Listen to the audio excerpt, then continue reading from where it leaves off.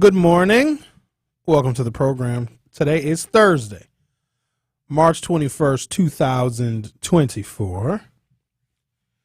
An incredible conversation yesterday for 2 whole hours with School Board Director Aisha Carr. If you have not seen that broadcast, I'd encourage you to download the 1017 The Truth app, and you can listen to that broadcast, or you can go to youtube.com or open up the YouTube app on your smartphone or mobile device and check out that conversation. And it was worthwhile. It was interesting. It was entertaining. It was insightful. But it did something that I strive to accomplish with this show. For those of you that listen to this show, you may not know what the hell I'm trying to accomplish, but there really is a method to the madness. And I use a variety of different delivery methods to try and illustrate the ultimate point of why, my why. You need a why in everything you do. And if you don't have a why in the things that you do, you need to take an assessment to find your why. And I think the reason why the truth has become so incredibly popular in a relatively short period of time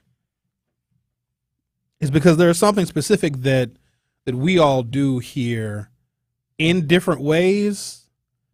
We have unique ways of communicating. We all have different personalities and perspectives and life experiences, etc. And hopefully with the shows that we have here on 1017 The Truth, all the shows across our lineup and even our weekend programming, there's a little bit for everybody, regardless of your race or your culture or your religion or your country of origin. But what I try and do with this show, what I strive to do, is demystify the very, very complicated African-American experience. Because it's easy to think that we're all the same, we're all Americans, and just do what Americans do, and your life is going to be just like everybody else's if you work hard and you follow the rules. There's a lot of people that work very, very hard. There's people that work harder than us, and they're not getting ahead. They're following all of the rules. They don't get in trouble. They're good people. They help people. They've got the best of intentions. They go to church. And they're for some reason, they just still aren't making it.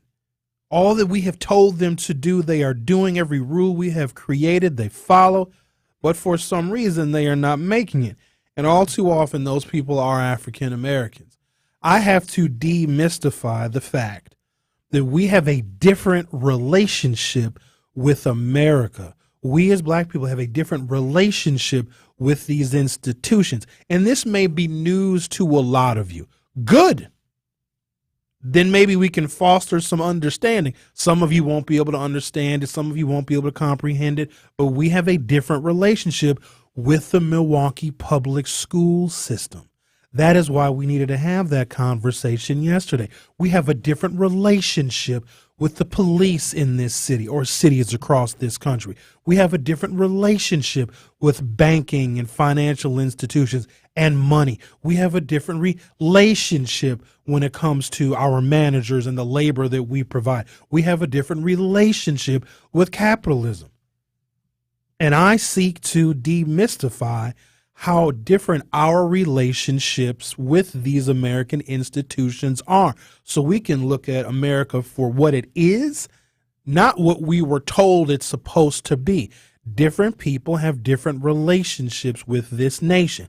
White people have different relationships with capitalism and money and the labor that they provide, and different relationships with the police, different relationships with policy and politics. But their relationship is not ours.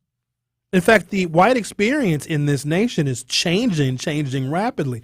I think it's why you see a movement like MAGA pick up steam and become dangerous, because they don't quite understand their changing role in a society that is becoming more and more people of color and more minority. But rest assured, white people, you guys are going to be just fine.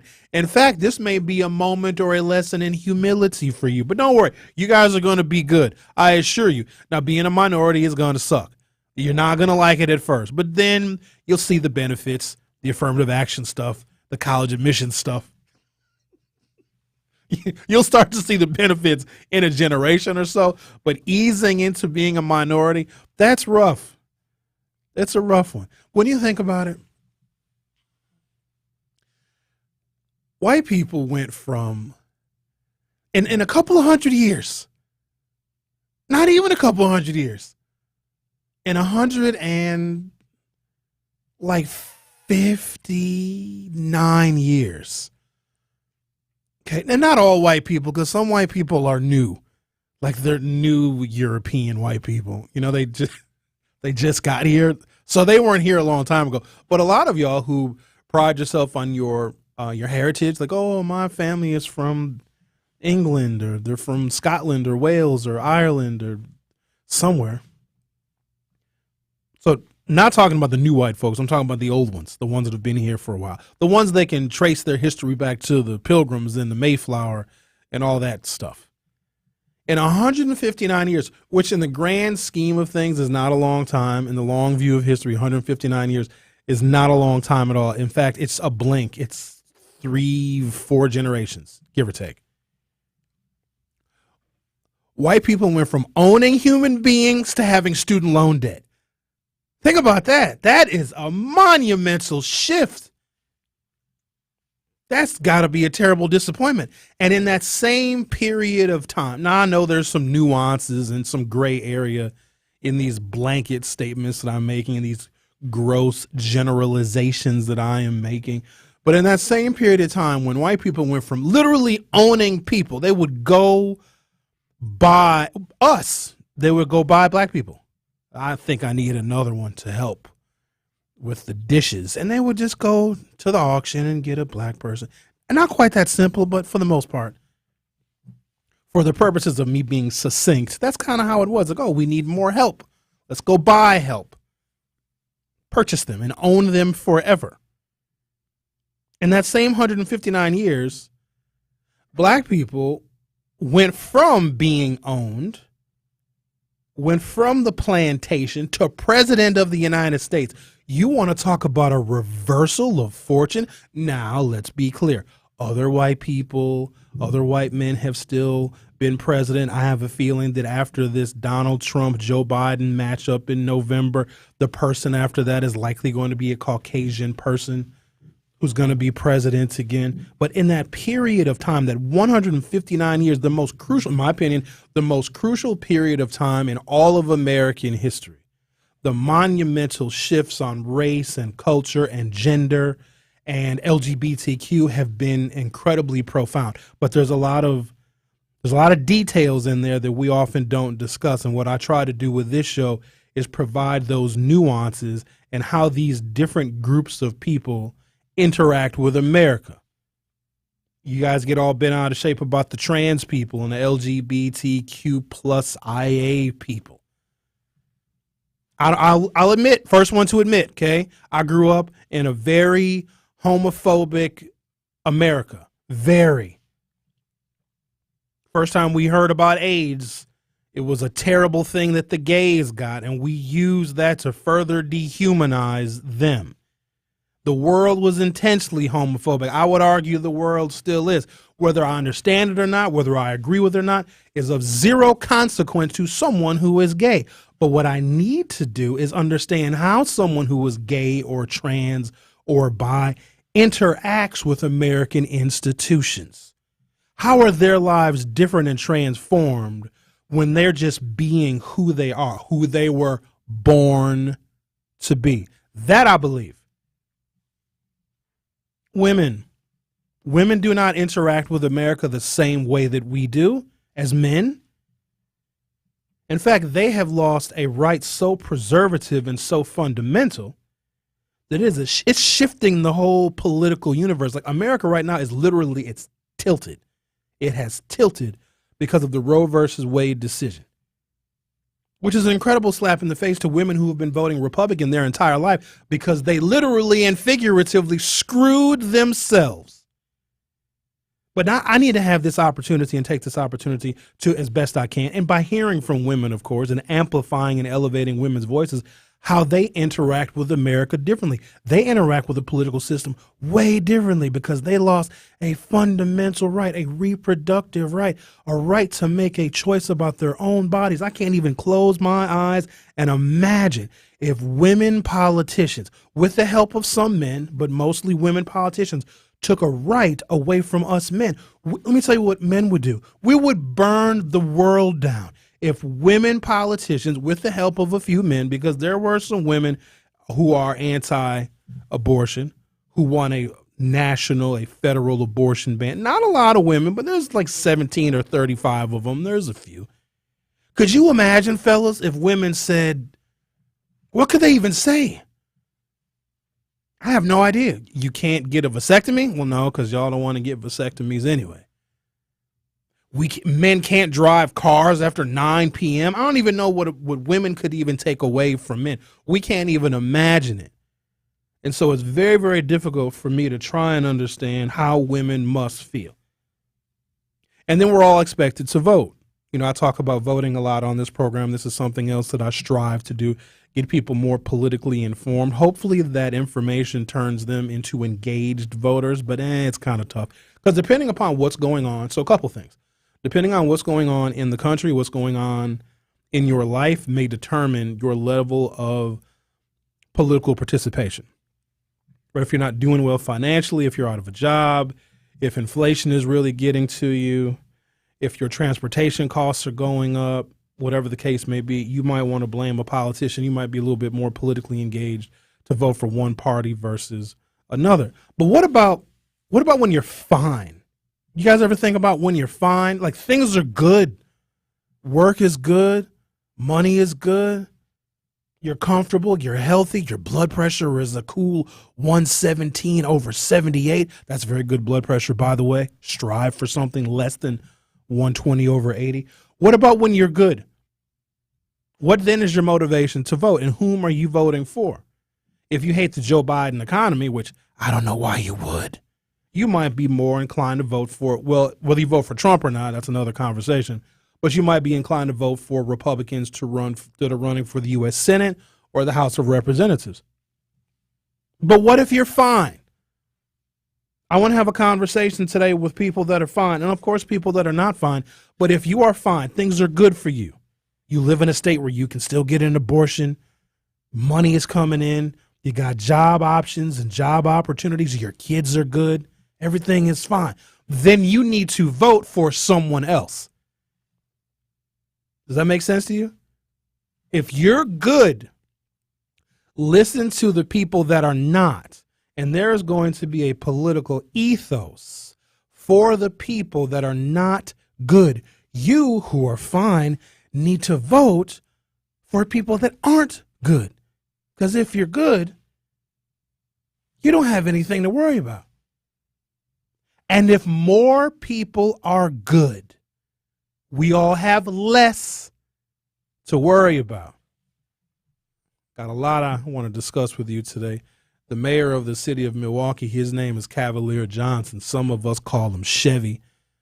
Signed an ordinance that was passed by the Milwaukee Common Council that designates these restrictions on speech during the RNC. You know, I don't like anything or anyone, especially a government, trying to curtail our speech and tell us where we can be, telling us that we have to sign up if we want to speak and we got to be in certain areas. And if we want to demonstrate, if we want to march, if we want to protest, the government is going to pre-plan our route. Oh, and by the way, all of these things can only take place between 11 a.m. and 7 p.m., meaning while people are at work. I have a major problem with this because I see the lawsuits that are afoot.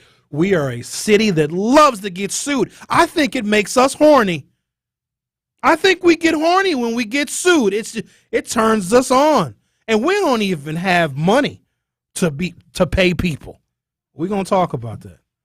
Talk about a lot of stuff. Whatever you want to talk about. I'm an open book. Our phone number is 833-212-1017, 833-212-1017. You can call, you can text. You can also join us on YouTube, youtube.com, or your YouTube app. Search 1017 The Truth. Hit subscribe and then click the red thing and you'll see my face. I'm not wearing a hat today, but I'm probably going to put it back on because these lights make my head shine. My head is very smooth. I keep it shaved, just like my favorite women. What? I keep there's nothing wrong. Some women shave their faces.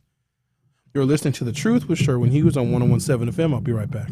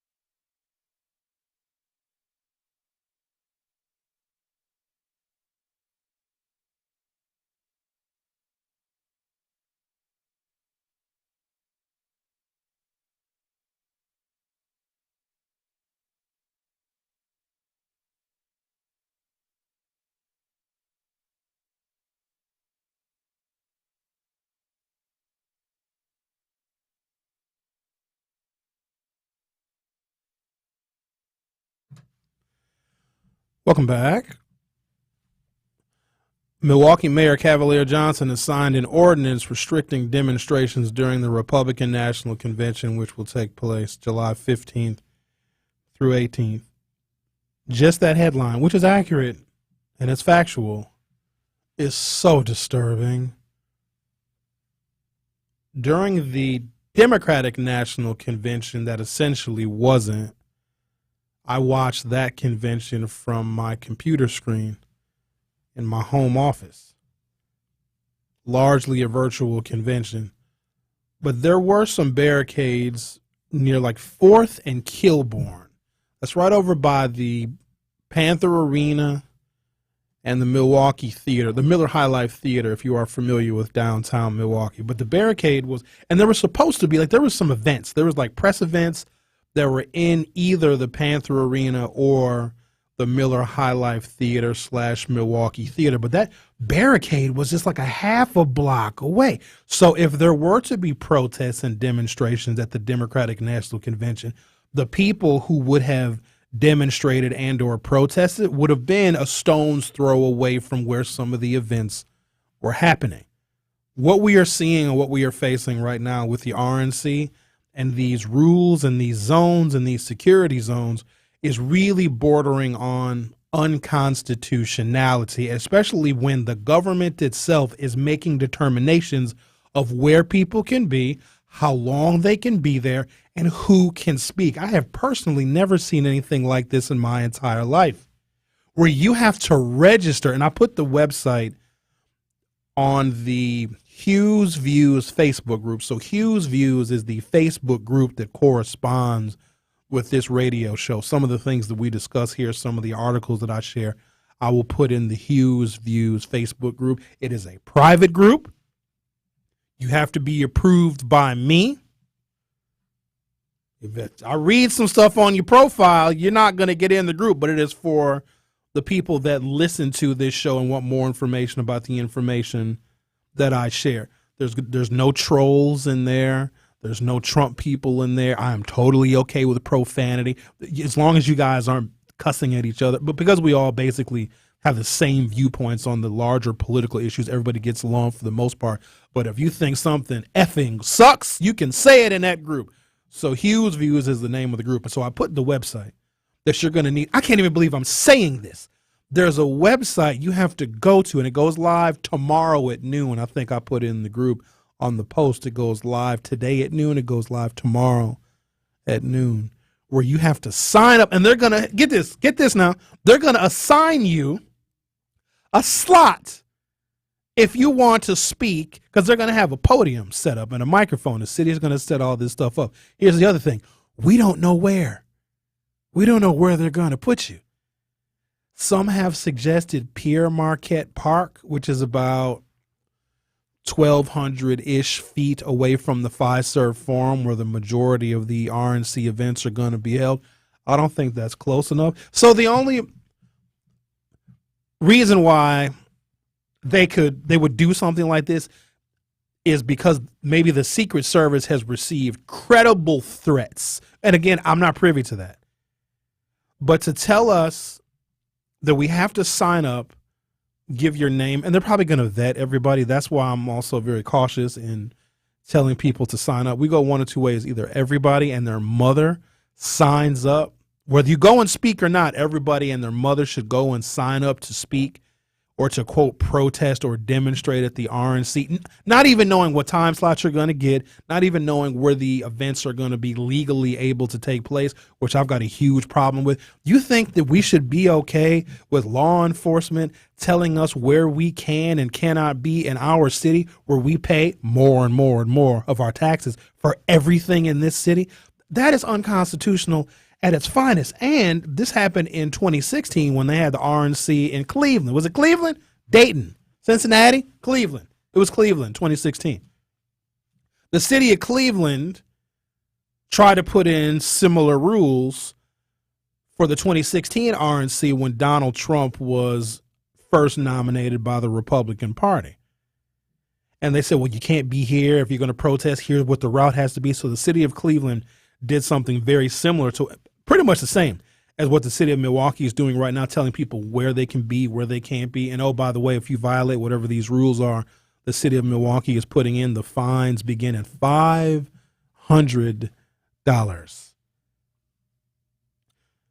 You will only be able to march or demonstrate or protest between, get this now, 11 a.m. and 7 p.m. Well, guess where most people are at 11 a.m. to 7 p.m.? They're at work. And you also know the RNC takes place during the week. It's not like it's a weekend. If it was over the weekend, then being able to protest between 11 a.m. and 7 p.m., still unconstitutional, but a little bit more reasonable. But because it's during the week, here's what's going to happen. You're going to sign up to demonstrate and to protest or whatever you want to do at the RNC, because if there is an event worthy of demonstrating and protesting in this city, it is the ending of democracy, because the Republican Party is nominating a fascist who very well may take a loan loan from a foreign government to pay the debts that he owes to the tune of $500 million.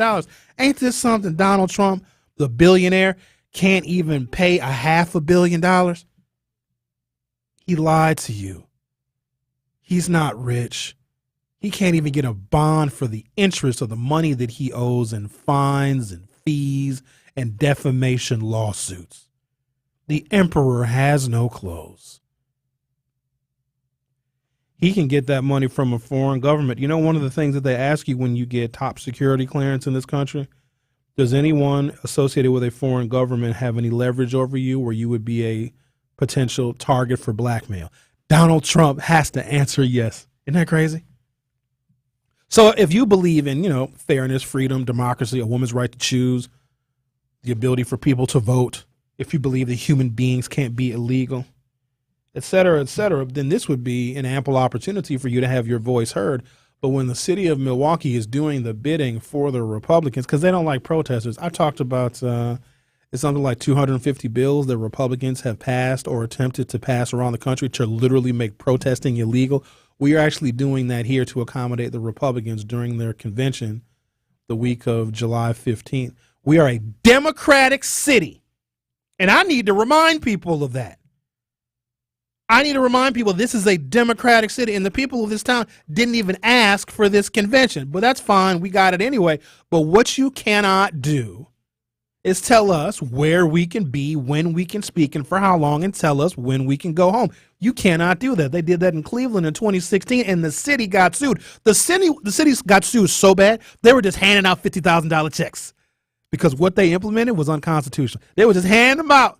I don't know about y'all, but your boy could use a cool 50 G's. Now, that'll move the needle, won't it, Kyle? 50 G's. Kyle, no, I'll let you get back to doing what you're doing. I ain't going to bother you.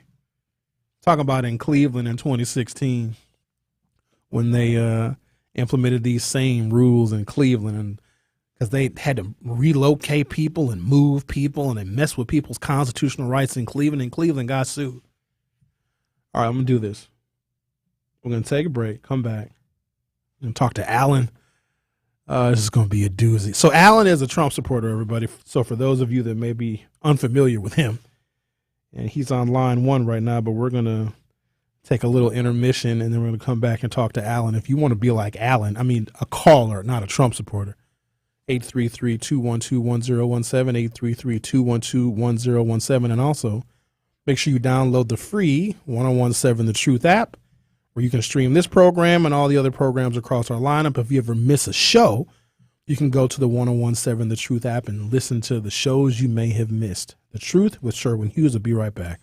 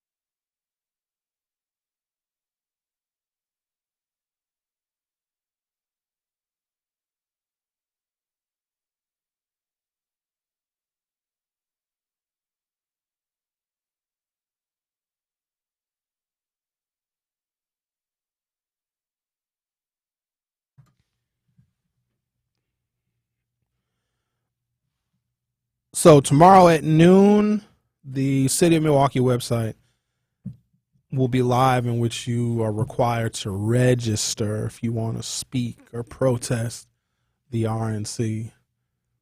Am I blowing this out of proportion? Like, do y'all not care that the government is trying to tell us? Like, I sound like a conservative right now. You know, we're screwed up as a country when the moderate Democrat that is Sherwin Hughes is now the crusader for freedom of speech and speaking out against government overreach. Remember when the Republicans used to like small government? Remember that? Now Republicans are in uteruses.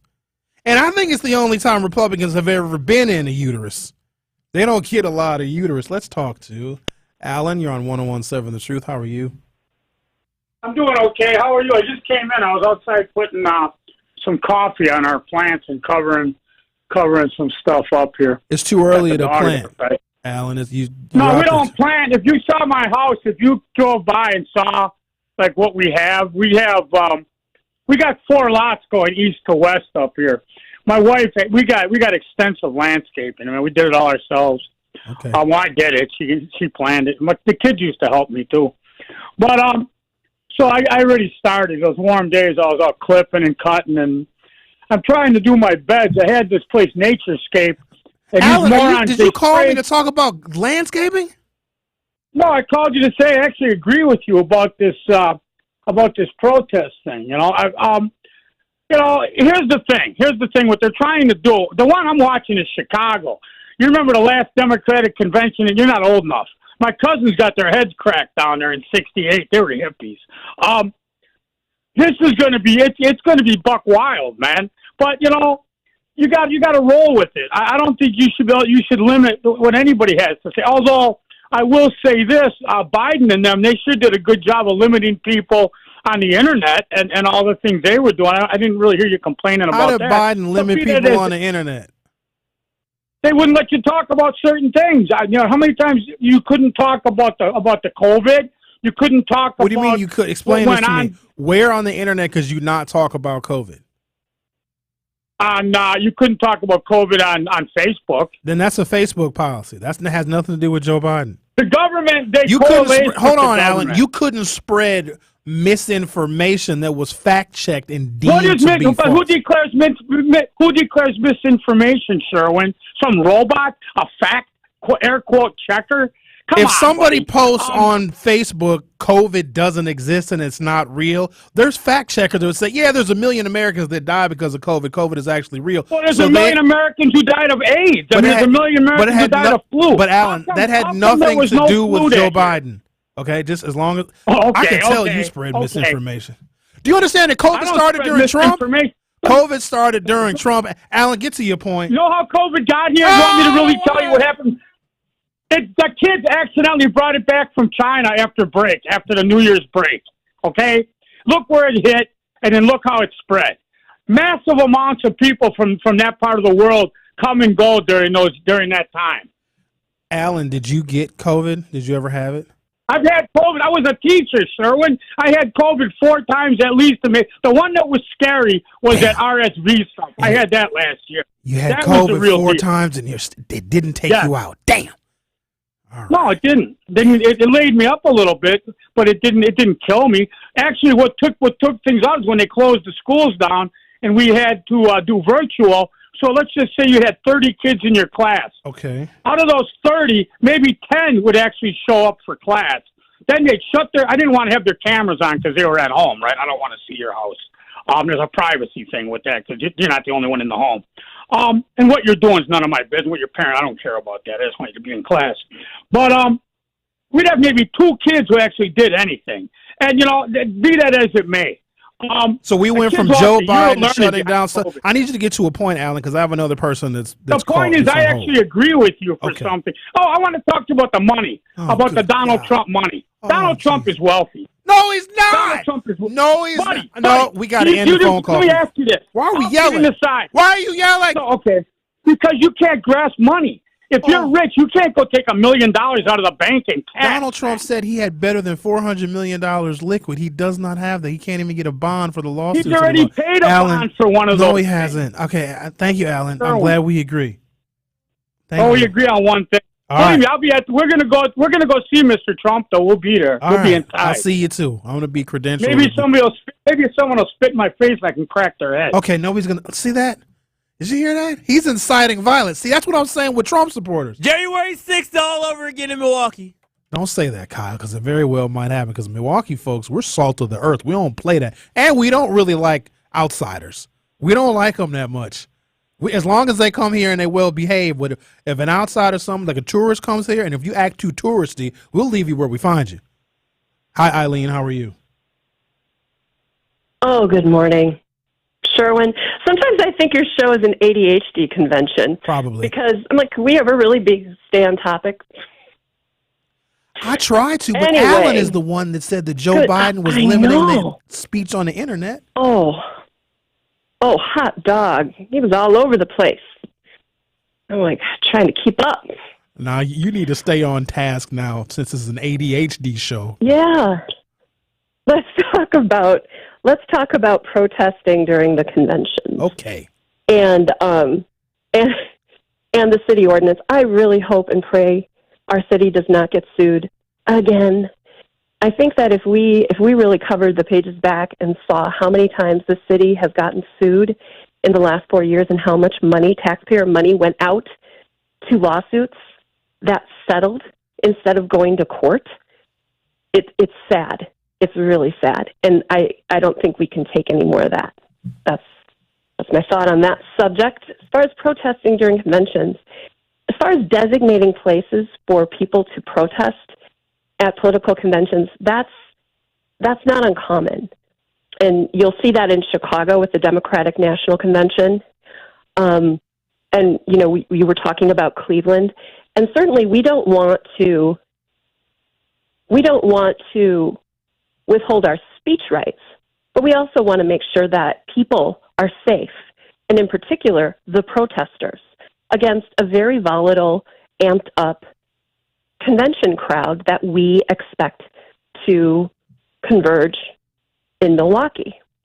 I mean, if this is going to be a Trump rally to the largest extent, quite frankly, I don't want our people being placed in harm's way.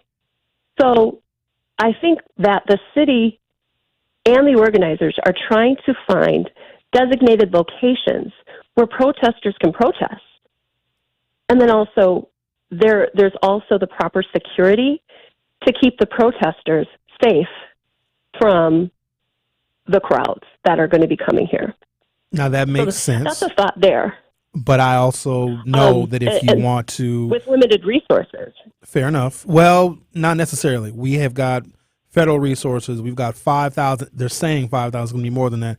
Additional law enforcement coming in from all over the country. So when it comes to protecting a political convention, there is no limited resource. So it's not just the Milwaukee Police Department. It's going to be the Secret Service. It's going to be the FBI. It's going to be the National Guard. All sorts of security is going to be here. But the other thing is, if you don't want people to be in designated areas, there's these things called barricades. That's number one. So if they don't want people in certain areas, okay, protest all night long, you just can't get within 1,000 feet of this particular entrance, et cetera, et cetera. They're actually going a step further. But here's the other part.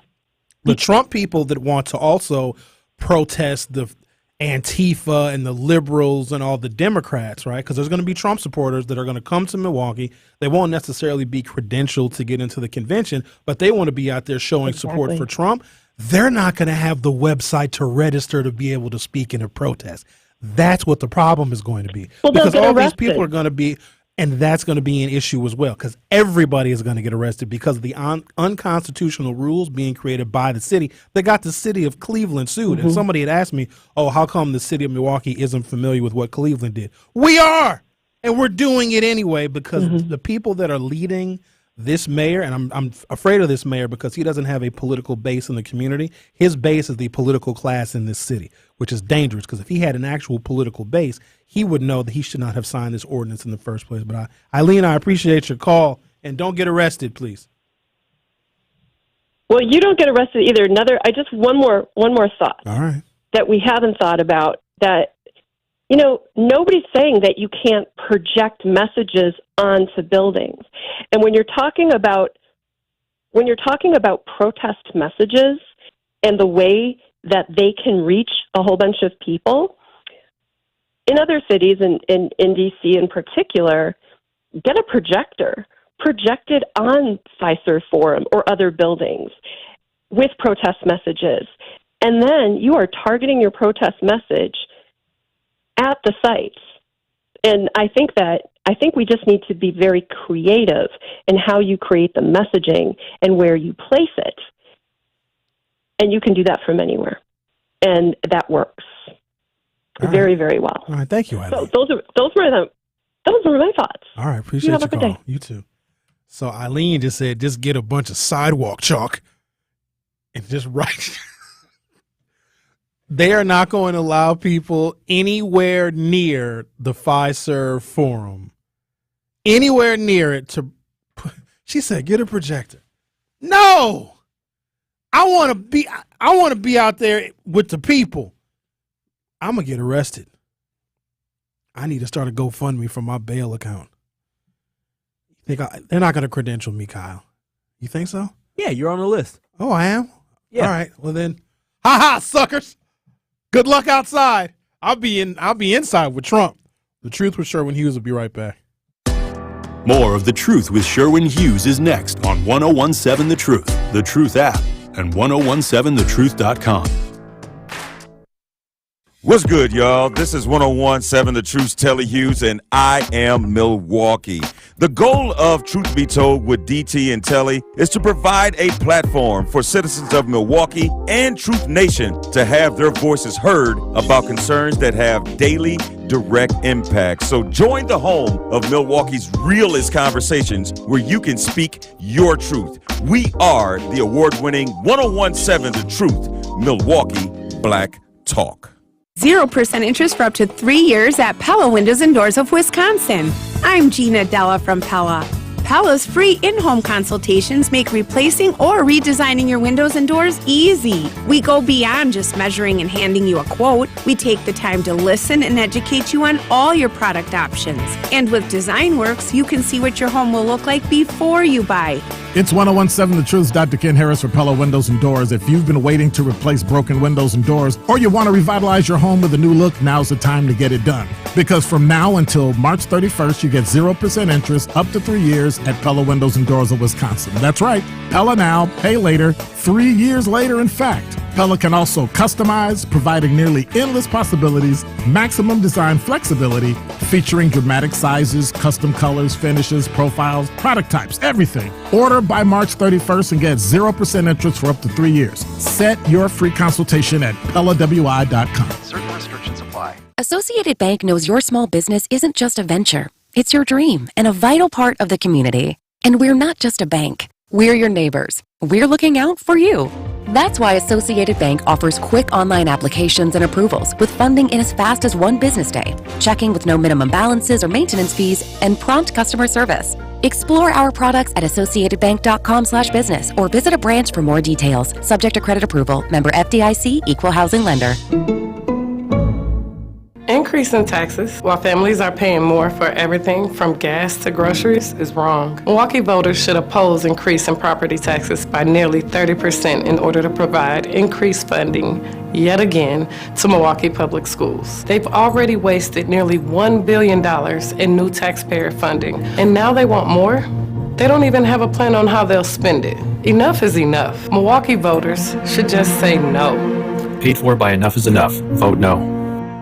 Ever feel stuck in a mental maze, endlessly spiraling?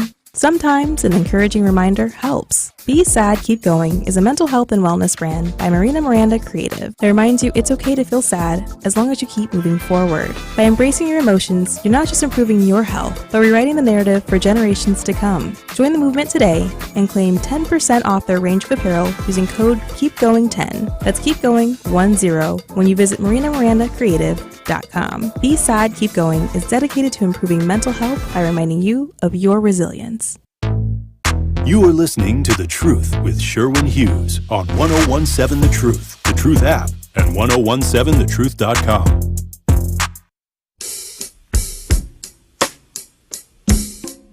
Truth Nation, get your tickets now to see NBA MVP Giannis Antetokounmpo join his brother Thanasis live on stage for a sit-down conversation talking about their journey from Greece to living out their NBA dreams. They will also discuss trending topics in the life of an NBA superstar. This is a can't-miss event that takes place this Friday at Potawatomi Casino and Hotel starting at 6 p.m. Visit TALiveshow.com to get your tickets. Again, that's TALiveshow.com to get your tickets to watch the Analysis podcast live, as Giannis will join his brother Thanasis for an interview. All ages are welcome, so bring the entire family.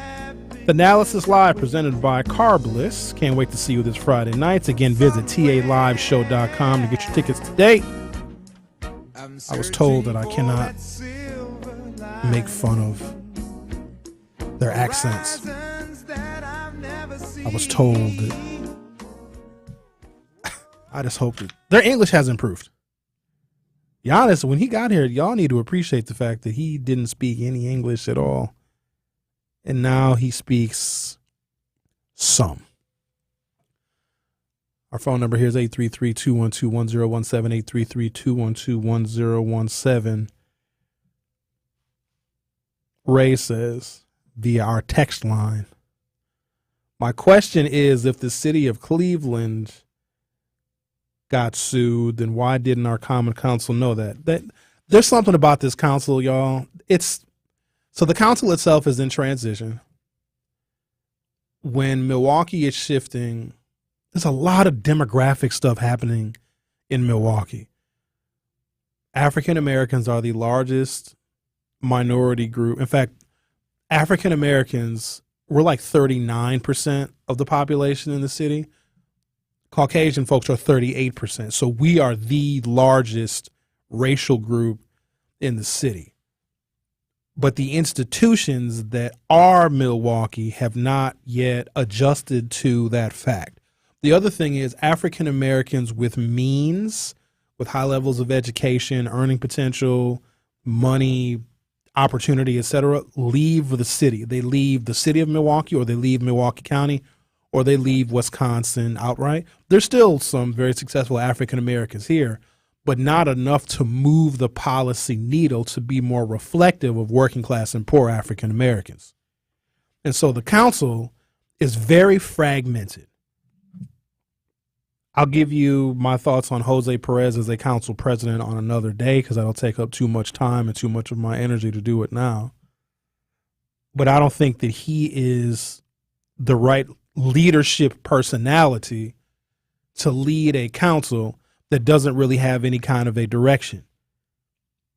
We have a mayor that was elected and will be elected on April 2nd, essentially by default, by a series of rules that are in place that when a mayor leaves, the common council president becomes acting mayor, then the acting mayor gets to run as an incumbent, and then Cavalier Johnson was able to take advantage of those, I don't want to call them loopholes, but this trajectory that exists in the city of Milwaukee. I cannot tell you who the mayor's political base is in the city of Milwaukee. I know that he uses his story of being an African American. I think he came from a single parent home and they moved around a lot. He went to a bunch of different schools growing up. That story resonates with a lot of people, but those people that story resonates with are not his base. That is not his core. Those are not the people that are guiding his policy decisions, because if those were the people guiding his policy decisions, he would move a lot differently. And again, he's a really nice guy, and I don't want any of you to think that I don't like him. He's a great guy. But we all know people that are great, but the way they execute their job duties leaves a lot to be desired. You can't just be a regular, normal, big city mayor here in the city of Milwaukee. You got to deal with different races and different cultures and institutional segregation and separation. You have to be able to deal with that and create policies that give respect to that. You have to figure out how different groups of people in this town interact with these institutions, how they interact with Milwaukee, how they interact with Wisconsin, how they interact with the United States. And policies and executive orders need to follow that. And he just isn't doing it because he doesn't have to. He is not required. He is not forced. There is no imminent threat to his political career right now. And the council, which is fragmented, they don't really talk to the media. They don't. There was a period of time where common council members would love to go on talk radio, and that is since I have been broadcasting in the last 15 years. They love to share what they are doing together, how they're working to make the city better and safer. Now you're lucky. You're lucky if you can talk to one of them because they all move independent of one another. But that also explains why this city is not moving in unison. You've got 15 members of the Common Council that each believe that they are the mayors and have their own little fiefdoms in their own specific districts. While that's fantastic, that's good for them and their constituents, it doesn't help move the city forward as a whole. And that is why you have this Common Council voting 13-2 to curtail the free speech rights and the constitutional rights of people that want to demonstrate and protest at the RNC. They're detached from common sense.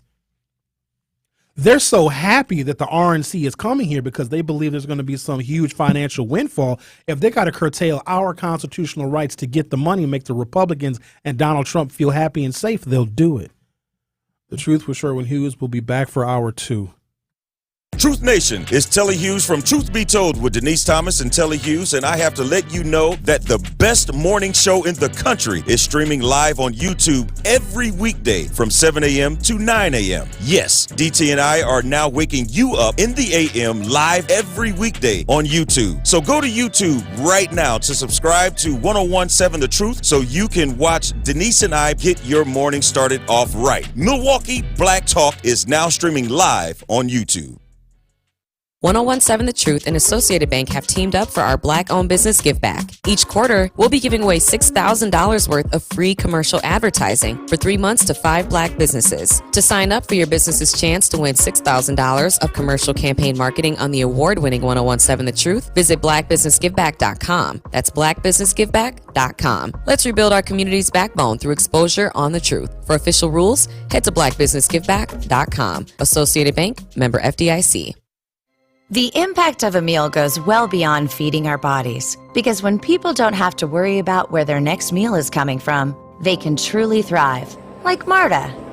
And now we'll hear from our class valedictorian, who with our hard work never ceases to amaze us. Please welcome Marta Moreno.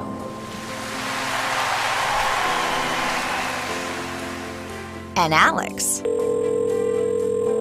Hey, Alex, how did the interview go? I did it! I got the job! I can't believe it! I knew it. Let's meet up later to celebrate. And Diego. Mom! I got first place at the science fair with my volcano project. That's amazing, sweetie. Congratulations. Because when people are fed, futures are nourished, and everyone deserves to live a full life. Join the movement to end hunger at feedingamerica.org/actnow. feedingamerica.org/actnow. A public service announcement brought to you by Feeding America and the Ad Council. No young person should ever have to worry about having a safe place to sleep at night, or a warm meal to eat, or whether anyone cares about them. But the reality is, 1 in 10 young adults will experience a form of homelessness this year. But the good news is, there's an organization making a big difference. Covenant House. For over 50 years, Covenant House has been helping youth in crisis and giving them the support and the tools they need to succeed in life. I have no words to express how Covenant House changed my life. They just really genuinely just wanted to help me succeed, and I'm succeeding. When youth who are experiencing homelessness have a hot meal, a safe place to sleep, and love, most of all love, they can overcome heartbreaking challenges, and their lives are transformed. Covenant House is changing the lives of young people in cities across America. To learn more, go to covenanthouse.org today. Thank you for caring. You're listening to the new 1017 The Truth, founded in partnership with American Family Insurance. Insure carefully, dream fearlessly. 1017 FM, 1510 AM, WGKB Waukesha, and W269DL Milwaukee, a locally owned Good Karma brand station. It's The Truth with Sherwin Hughes on 1017 The Truth, The Truth app, and 1017thetruth.com.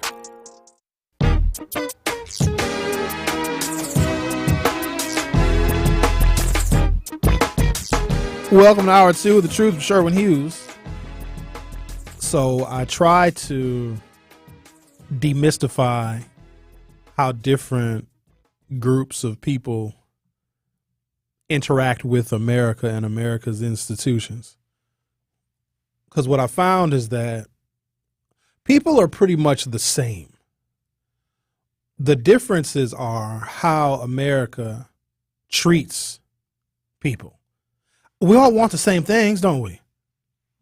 We all want to live a comfortable life. I think we all want nice shoes.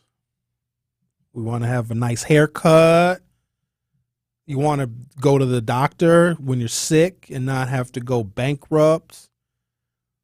We want all the children and the adults and everybody to get a good education. You know what I mean? We all want the same stuff, unless you're one of those people that says death to America. They clearly want something different. But by and large, I'll bet you 8 out of 10 people in this country, if you sit them down and you have a one-on-one conversation with them, they'll tell you pretty much the same stuff of what we want. To have some comfort, to have some convenience, to take a trip every now and again. I love to take trips. I don't take enough trips. I need to take more trips. I will never fly on Frontier Airlines, though, like somebody I know. I would never. I don't even like flying on Southwest. I just like, what? I don't like it. Here's what I want y'all to do, but don't do it now because you're listening to my show. Google like 1970s airplanes, like a 747 in the 1970s. The cabin, it looks like a house. It looks like a living room.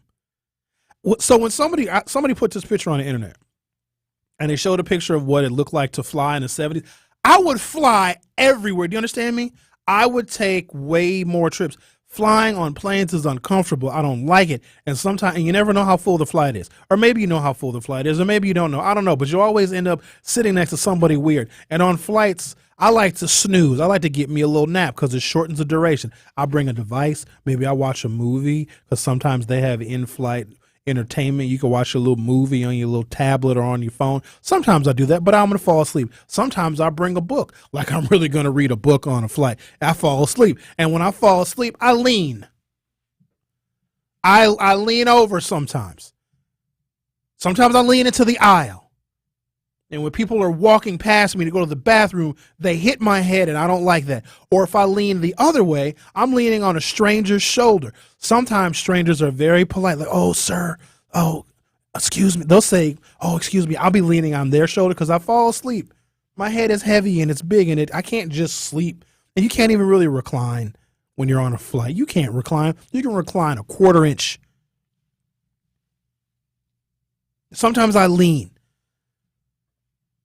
There have been times in which I've leaned on someone and they kind of like shrug a little bit. They don't say anything. They're usually very polite. But then there's been a time, like I fell asleep on a flight. I think it must be when I was going to Baltimore for a work-related training. And I fell asleep on this woman's shoulder. So I was sitting in the aisle. She was sitting on the window seat. And I fell asleep and my head leaned over to the right. And she just let me sleep on her shoulder. As I woke up, I was like, oh, snap. And I realized my head was on her shoulder. And she was just like looking out the window. So guess what I did? I went back to sleep. Let's talk to Linda. You're on 101.7 The Truth. Hilarious.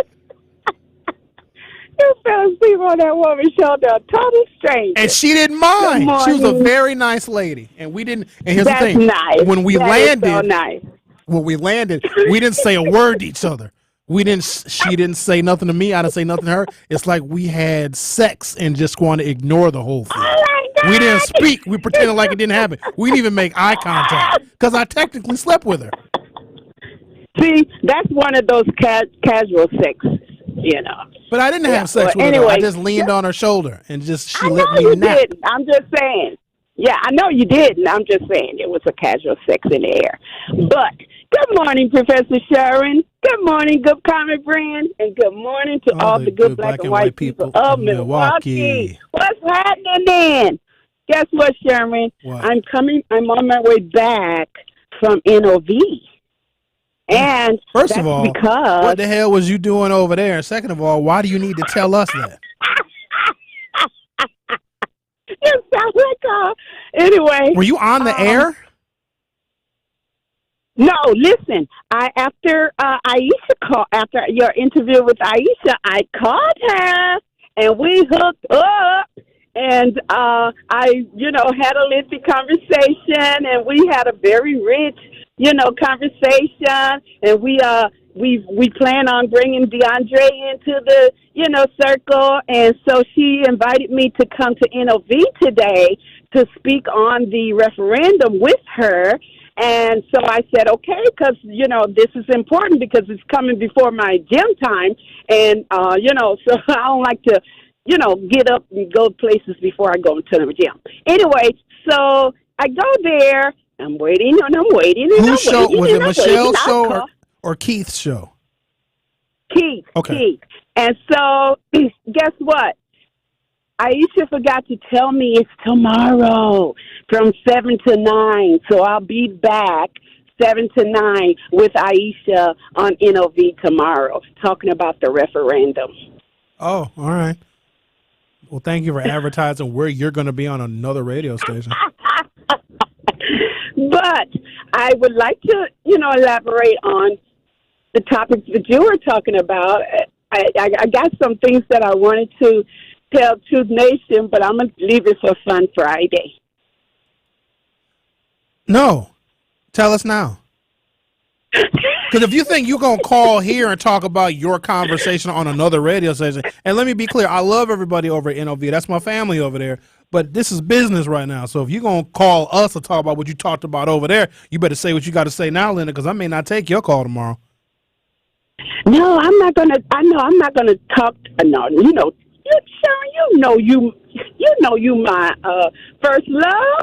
You need to calm down. Radio love. You need to relax now. You need to chill out for people get the wrong idea. Nah, Linda, you already got people out here thinking the wrong idea now.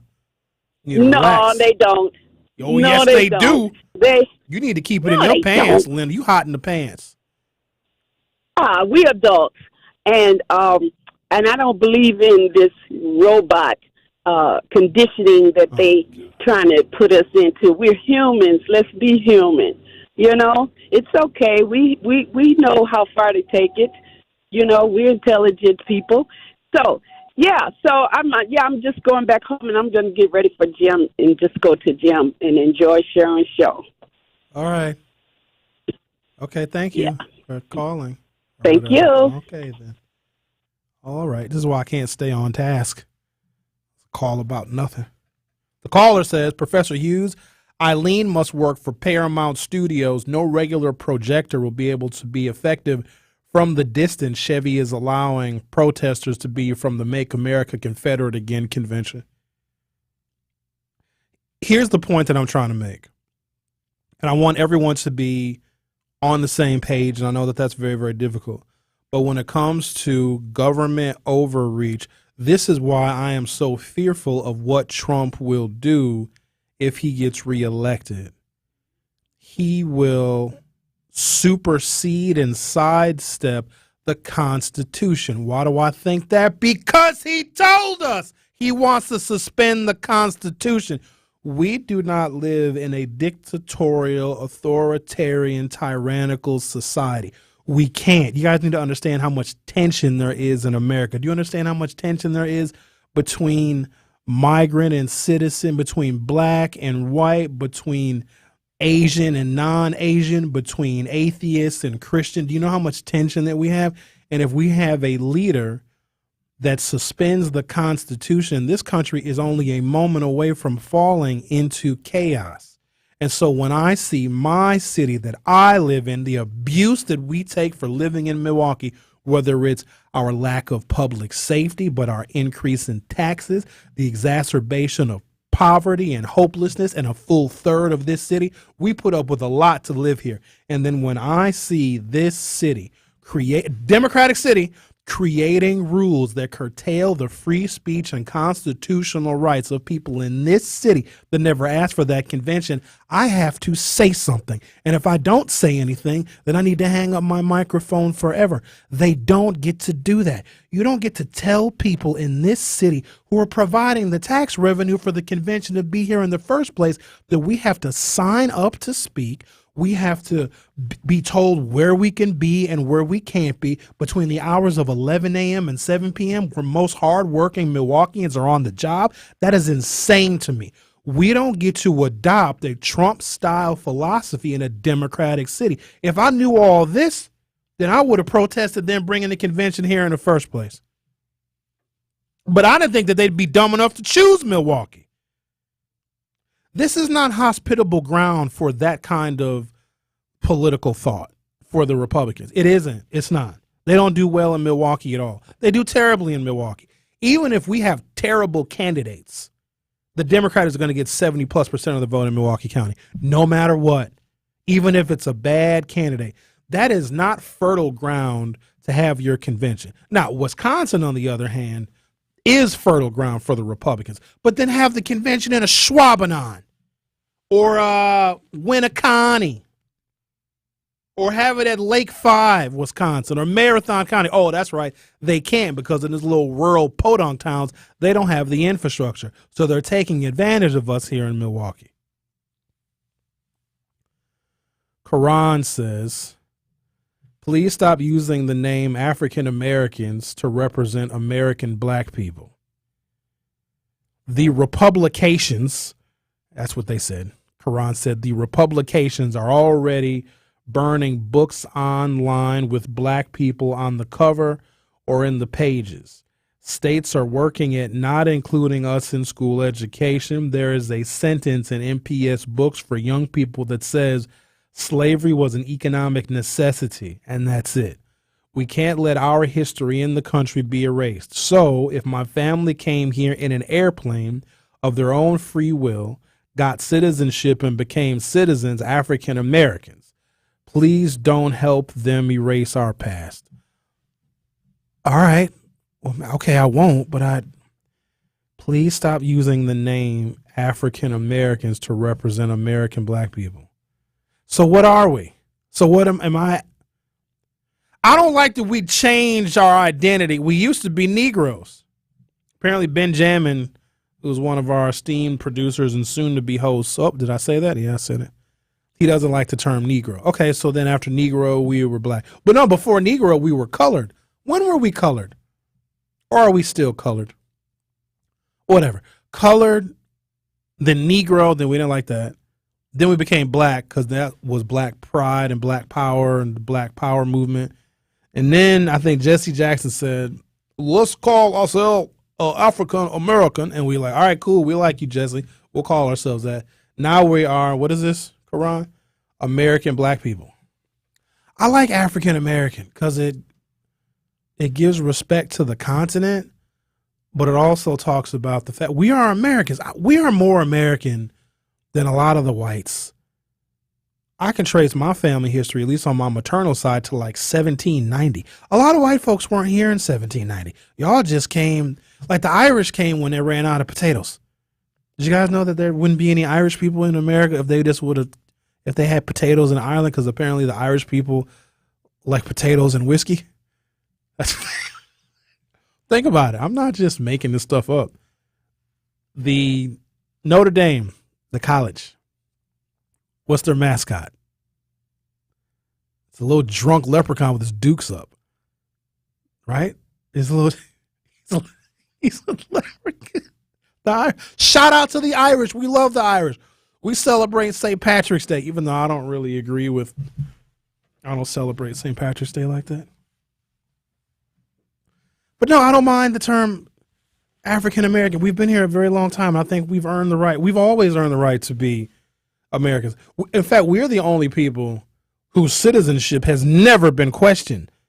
And I don't mind being an American. I think if this country could live up to its best ideals, it would be a real cool place. The problem is the people in this country are the same and we all want the same things. Why are you so mad at the migrants? They just want to come here and do stuff that Americans are too fat and lazy to do. You understand that you would have no cheese, there would be no dairy industry if it wasn't for migrant workers? You know that most of the food that you eat would not even be in your grocery stores, let alone on your plates in restaurants. You understand, like, the backbone of this nation right now are those migrant workers, but for some reason you don't like them, and they're coming here to do stuff to help this nation function. And be honest with you, we can't function without them. And they're just coming here because people are all the same. They want to live comfortable lives. They want to feel safe. They want to be able to put their kids in good schools, and they want to be able to live the American dream. The problem is they interact with the system, like the way a migrant interacts with the immigration system is very different than the way I or other citizens interact with the integration system. But I am probably the same in my heart and my soul. The migrant people want the same things that I want, but because they interact with stupid, antiquated, racist, bigoted American institutions, we all of a sudden think that we have the right to hate them. That's insane. And black people, you really need to be ashamed of yourself. You have no reason to hate those folks. Folks that are coming north in seek of jobs and a better life. Sound familiar? They didn't want us up here either. You know that, right? Black people were not welcomed in the Midwest. They still don't want us here. But now we had babies. And there's more of us now. There's nothing they can do. We're not going back down south. Well, some of you are. Dion says Africa is named after a European, so African American is not a term of endearment. Would y'all need to stop splitting hair? Okay, fine. So then what are we? Somebody please tell me what black people are nowadays, because we can't move forward and try and put together a policy agenda. Like, how do they even, if they want to have a policy agenda for African Americans and for black people and we don't know what to call ourselves, then how are they going to make a policy agenda? You can't say brown people, because sometimes white people get brown. You guys are insane. Or is this my fault? Have I created this monster? All right, here's what I'm going to do. I'm going to take a break. I'm trying to stay on task because you people, I said you people, accuse me of being all over the place. What I'm trying to do with this show, when I opened the program, what did I say? I gave you my why for doing this show. I try to explain how people who are all the same, but we interact with American institutions differently. Because it's the country itself and it's the institutions and it's the foundation because of a lack of public instruction, a lack of education about different groups. Why we interact with these institutions differently, because people are the same. We're totally the same. Our parts fit together. Like, let's say I need an elbow transplant. I could get an elbow from a small Chinese woman. It would technically, it's because she's a human. My elbow would be tiny. But our parts are interchangeable. Like a man of any race or ethnicity or religion, his man part fits into any female part because we're all the same species. Did you guys know that? Because if we were all meant to be different, then my man part would not fit into a woman from Albania's part, right? We're all the same species and we all want the same things. It's just American institutions require us to interact differently with those institutions based upon who they are. And that, I think, is fundamentally wrong. So I'm going to take a break. I'm going to come back and I'm going to illustrate to you how colored, I'm just going to call y'all colored then if you can't figure out what we are, how the coloreds, that just sounds terrible. How you colored people interact differently and how there is intentional harm aimed at us by these institutions. And I want people to know this, including you colored people, but especially the white people that just blame us when we are not successful. They blame us for not working hard. They blame us. No, really, there's things that are aimed at African Americans on purpose and intentionally to make our chances for success even more difficult. So that's what I'm going to talk about when I come back, and I'm not going to stray off of the topic. How colored people interact differently with the institutions in America than, say, our fairer-skinned, sunburning counterparts. Don't get me wrong, I love the whites. My friends are white. My lawyer is white. If I get in trouble, the first person I'm calling is white, because if I call somebody black, they're going to question what I did. Well, what did you do to get in trouble? Can we have that discussion later? Well, I can't come get you right now, Sherwin. I'll come get you tomorrow. No, I'm going to need you to come get me now. I call my white friends. That conversation is different. Dude, where are you at? Where? I'm bringing a tank. I'll bring everybody. They can't have you. I'm going to come get you. The Truth with Sherwin Hughes will be right back. Don't touch that dial. The Truth with Sherwin Hughes will be right back on 1017 The Truth, The Truth app, and 1017thetruth.com. The baseball season is finally here, and we want to celebrate the Milwaukee Brewers with you, Truth Nation. We are excited to announce our Take Me Out to the Ball Game giveaway. From now through the end of April, we will be giving away tickets to cheer on the Brewers live from American Family Field. For your chance to win a pair of tickets to a game, you must download the 1017 The Truth app and be on the lookout for our weekly Brewers push notification. Play ball with the truth and go watch the Brew Crew by downloading the 1017 The Truth app today. For contest rules, visit 1017thetruth.com. The Empowerment Small Business Loan Program, we're talking about up to $5 million, which for small business owners, we need that. That's like payroll, that's resources. So can you just let us know, what is the program and why is this lending program so important to Old National Bank? Years ago, our CEO, Jim Ryan, this program is his brainchild. He was working with Roland Shelton, who you know, Denise, out of Evansville, and they identified that African-American business owners, Hispanic business owners, Native American business owners, as well as women business owners had a difficult time in obtaining financing from the traditional credit partners. And so we went out, created a program, launched it last year, 2023. And so far last year, we have helped over 100 successful minority and women-owned businesses with about $25 million in loans. We've already started this year with almost $8 million in approvals, again, geared toward minority business owners and women business owners that normally had difficulties in obtaining traditional credit finance.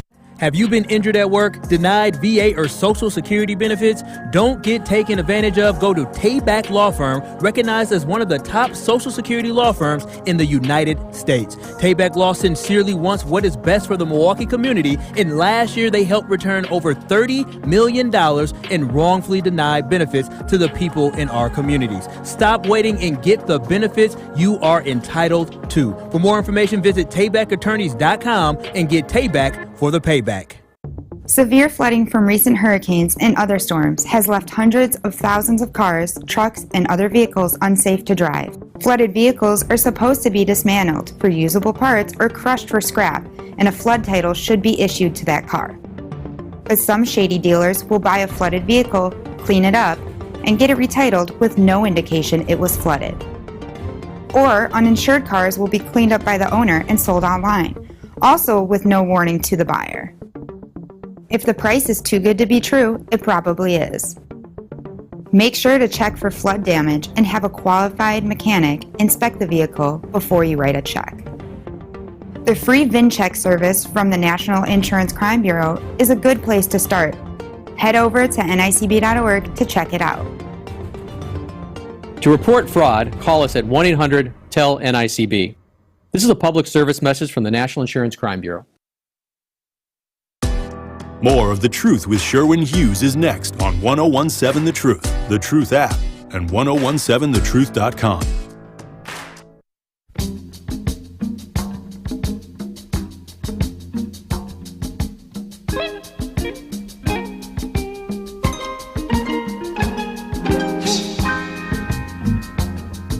I am going to give you guys a bunch of examples of how colored people interact differently and a lot of times negatively with American institutions that we oftentimes take for granted, which makes our perspectives different. It makes our lives different, because the thing about being black as opposed to being, let's say, Jewish, is you can identify me, you can separate me, you can segregate me, you can profile me because I am black. And I like being black. I really do. And guess what? So do you. I asked you guys on a number of occasions, rate being black on a scale of 1 to 10. Even you people that complain all the time about all the racism and all the hate, I asked you guys point blank. And I don't know if a talk show host has ever done that before, ever asked their audience, their black audience members, how they feel about being black. The lowest rating I think I saw was an 8 out of 10.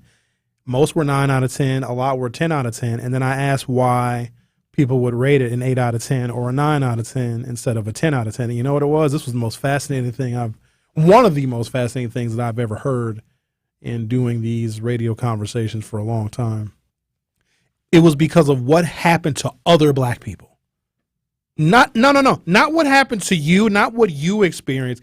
It's because you saw another black person get harmed, So you rate being black lower because of what happened to somebody else. But there's a beauty in that. We all feel connected because these institutions in America treat us essentially the exact same way.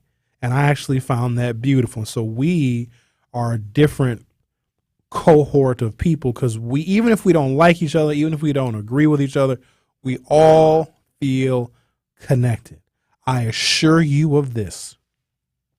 If I asked a white person, a white man in particular, how he would rate being white, 20 out of 10, every time. And this white man in America that's doing well financially, he's got assets and equity and liability. He's got a couple of girlfriends. He's got a couple of wives. He's got kids. He's got houses. He's got vacation homes and timeshares. He's got all of the things. And I'd ask him, hey, fella, how do you like being white? Oh, it's great. I love it. Okay. And then if I asked him, would it detract from how you feel about being white if you saw that there were poor white people in Owsley County, Kentucky, or West Virginia that were poor? He would say, nope. He wouldn't care. Black people, even when we get successful, there is still a sympathy for less successful black people. Even though you may hear us say, oh, I worked hard and I got what I got because I worked hard. Deep down, we still have a deep and abiding, like a doting affection and a sympathy for black people who are struggling. We also are afraid of them, too, because we know that could be us. White people as a culture, individual white people are different. But whiteness, as it is interpreted and understood in America, doesn't care about poor people. It doesn't. Whiteness in America cares about money and property and ownership and colonization and building and creating and renting and leasing to other people. That's what it cares about. But white people don't care about poverty. They don't care about other white people that are in poverty. In fact, I would argue that whiteness probably cares more about poor black people. There's more white people getting free food from the food banks and food pantries in Waukesha than it is in Milwaukee County. You can look that up. But nobody cares about poor white folks. White people don't feel lesser because there is poverty in the white community. And I don't even know how they justify it. We as black people can justify black poverty by saying, oh, the system is not fair. I wonder how, because I don't even really hear white folks. If white people talk about poverty, they're talking about a policy that tries to lift all boats. I rarely hear rich white people saying we need to help these poor white people in West Virginia. They want to disassociate from them altogether. It's so fascinating how they separate themselves from one another. But being black, which is fantastic, 8 out of 10 at the lowest, 10 out of 10 at its best. It's easier to separate us and segregate us because you can look at us and profile us. A white person who's Jewish, you can't immediately tell. It's very confusing. But thank you, Zach. It is confusing. But there's a lot of anti-Semitism. Even a lot of you black African-American Negro people are very anti-Semitic, but you can't always tell. You can't tell. They get to hide, kind of. Unless they're wearing a Star of David. Then they're either a gangster or get it right, because I said something wrong. People go, a yarmulke. That's what it is. You don't see as many yarmulkes anymore. I used to see a lot of them. You don't see them. There's a few. It's not as, and women don't wear them, do they? I don't think. No, they don't wear them. Do you know what the things that hang from their pants are? You know what I'm talking about? The little strings. Zach, don't be stereotyping. Jewish people, stop it. Please don't say these things. It was a legit question. Why are you asking me? Why are you asking me what hangs from a Jewish person's pants? Are they like the palms from the psalms from the trees? Zach, what's wrong with you? What are you? You're insane. That doesn't exist. I've never seen a Jewish person with things on their pants. I swear they have like strings that hang from the sides of their pants or their shirts. Zach, I don't know what that is. Why don't you Google it? You've got 3 computers in there. I've never. This is how I get canceled. I love the Jewish. They used to help us a lot. Remember in the civil rights movement, some of you remember the Jewish people were like, oh, black people are getting persecuted. We know what that's like. It sucks. We're going to help them register to vote in Mississippi. We're going to get on the Freedom Ride buses with them. The Jews and us were homies. We were very good friends. We made them collard greens. They made us hamantashen. They made us matzo ball soup. We made them pig's feet. It was a match made. No, not pig's feet. I don't think they do the pork. And now Zach is over here saying ridiculous things. Some U.S. historical policies and practices have led to mental and physical health risks and challenges and related long-term health outcomes for African Americans. For example, for hundreds of years, African American people have been harmed by unjust practices related to the sale of commercial tobacco. For instance, enslaved people were forced to grow and harvest tobacco that would later be sold. Tobacco companies have a long history of trying to influence African American people by donating to historically black colleges and universities and sponsoring scholarships for African American students. Do you see how that can cause harm to us when you've got tobacco companies that are investing in our colleges and our universities and they're bombarding us with advertisements? I found out a statistic today as the Biden administration is seeking to ban menthol cigarettes, which Republicans are calling racist, but menthol cigarettes are more dangerous than non-menthol cigarettes, and menthol cigarettes were intentionally marketed and advertised toward African Americans in black communities. In 1952, 5% of African Americans smoked menthol cigarettes. Now it's 86%. They're trying to kill us, you guys. Cigarette companies, also give money to influential African American people, officials, and organizations. Tobacco companies have also advertised more heavily in magazines with larger numbers of African American readers. African American people also experience discrimination and harm from systems meant to protect and improve health and well-being, including health care and medical science. Research shows that some African American people may hesitate to seek care because they don't trust the government or healthcare systems that have treated African American people unfairly in the past. Whenever our government does things that we can point out and illustrate as harmful, it makes us trust the government less in all aspects. That is why these protest rules, that makes me trust the government less. It makes me trust Milwaukee less. It makes me trust our 13 members of the Common Council that voted for these RNC protest rules. It makes me trust them less. But it's not just me trusting them less. It makes me trust the entire institution of American government less. It makes me trust state government less. It makes me trust the federal government less. It makes me trust our U.S. senators and our members of the House of Representatives less. So when they do things that curtail our rights, it makes our understanding of trust eroded in this system. I'm going to take a break, come back and give you guys a few more details of how African Americans interact differently with systems and institutions in this country. Because remember, all of us are the same. It's these institutions that treat us as if we are different. The Truth with Sherwin Hughes will be right back. The Truth with Sherwin Hughes returns after this on 1017 The Truth, The Truth app, and 1017thetruth.com. This is your Versity Blood Center of Wisconsin Community Impact Moment on 1017 The Truth. I want you to really stress the importance of having an ethnically diverse blood supply. But I guess, what do you say to people that, for whatever reason, are apprehensive about giving blood? It's not by accident that we are building this fixed donation site right in the heart of this Halyard Park, Harambe neighborhood. And to your point, our black and brown donors, it probably represents the smallest demographic in our donor base. That's attributed to multiple reasons. For those of us that understand the history, there is a lot of underlying mistrust of the healthcare system. And quite frankly, there's already challenges with how busy people are, how accessible they are to even know where to go to donate blood. And let's face it, a lot of folks are scared of needles, right? But when they get through all of that, the importance, I think, is a heavier burden on our black and brown communities, because there are a lot of different blood diseases that require what I'll call more of a match in blood that only comes from people of similar ethnicities. Something that's specific to our black donors and patients is something that I think your listeners are very familiar with, sickle cell disease.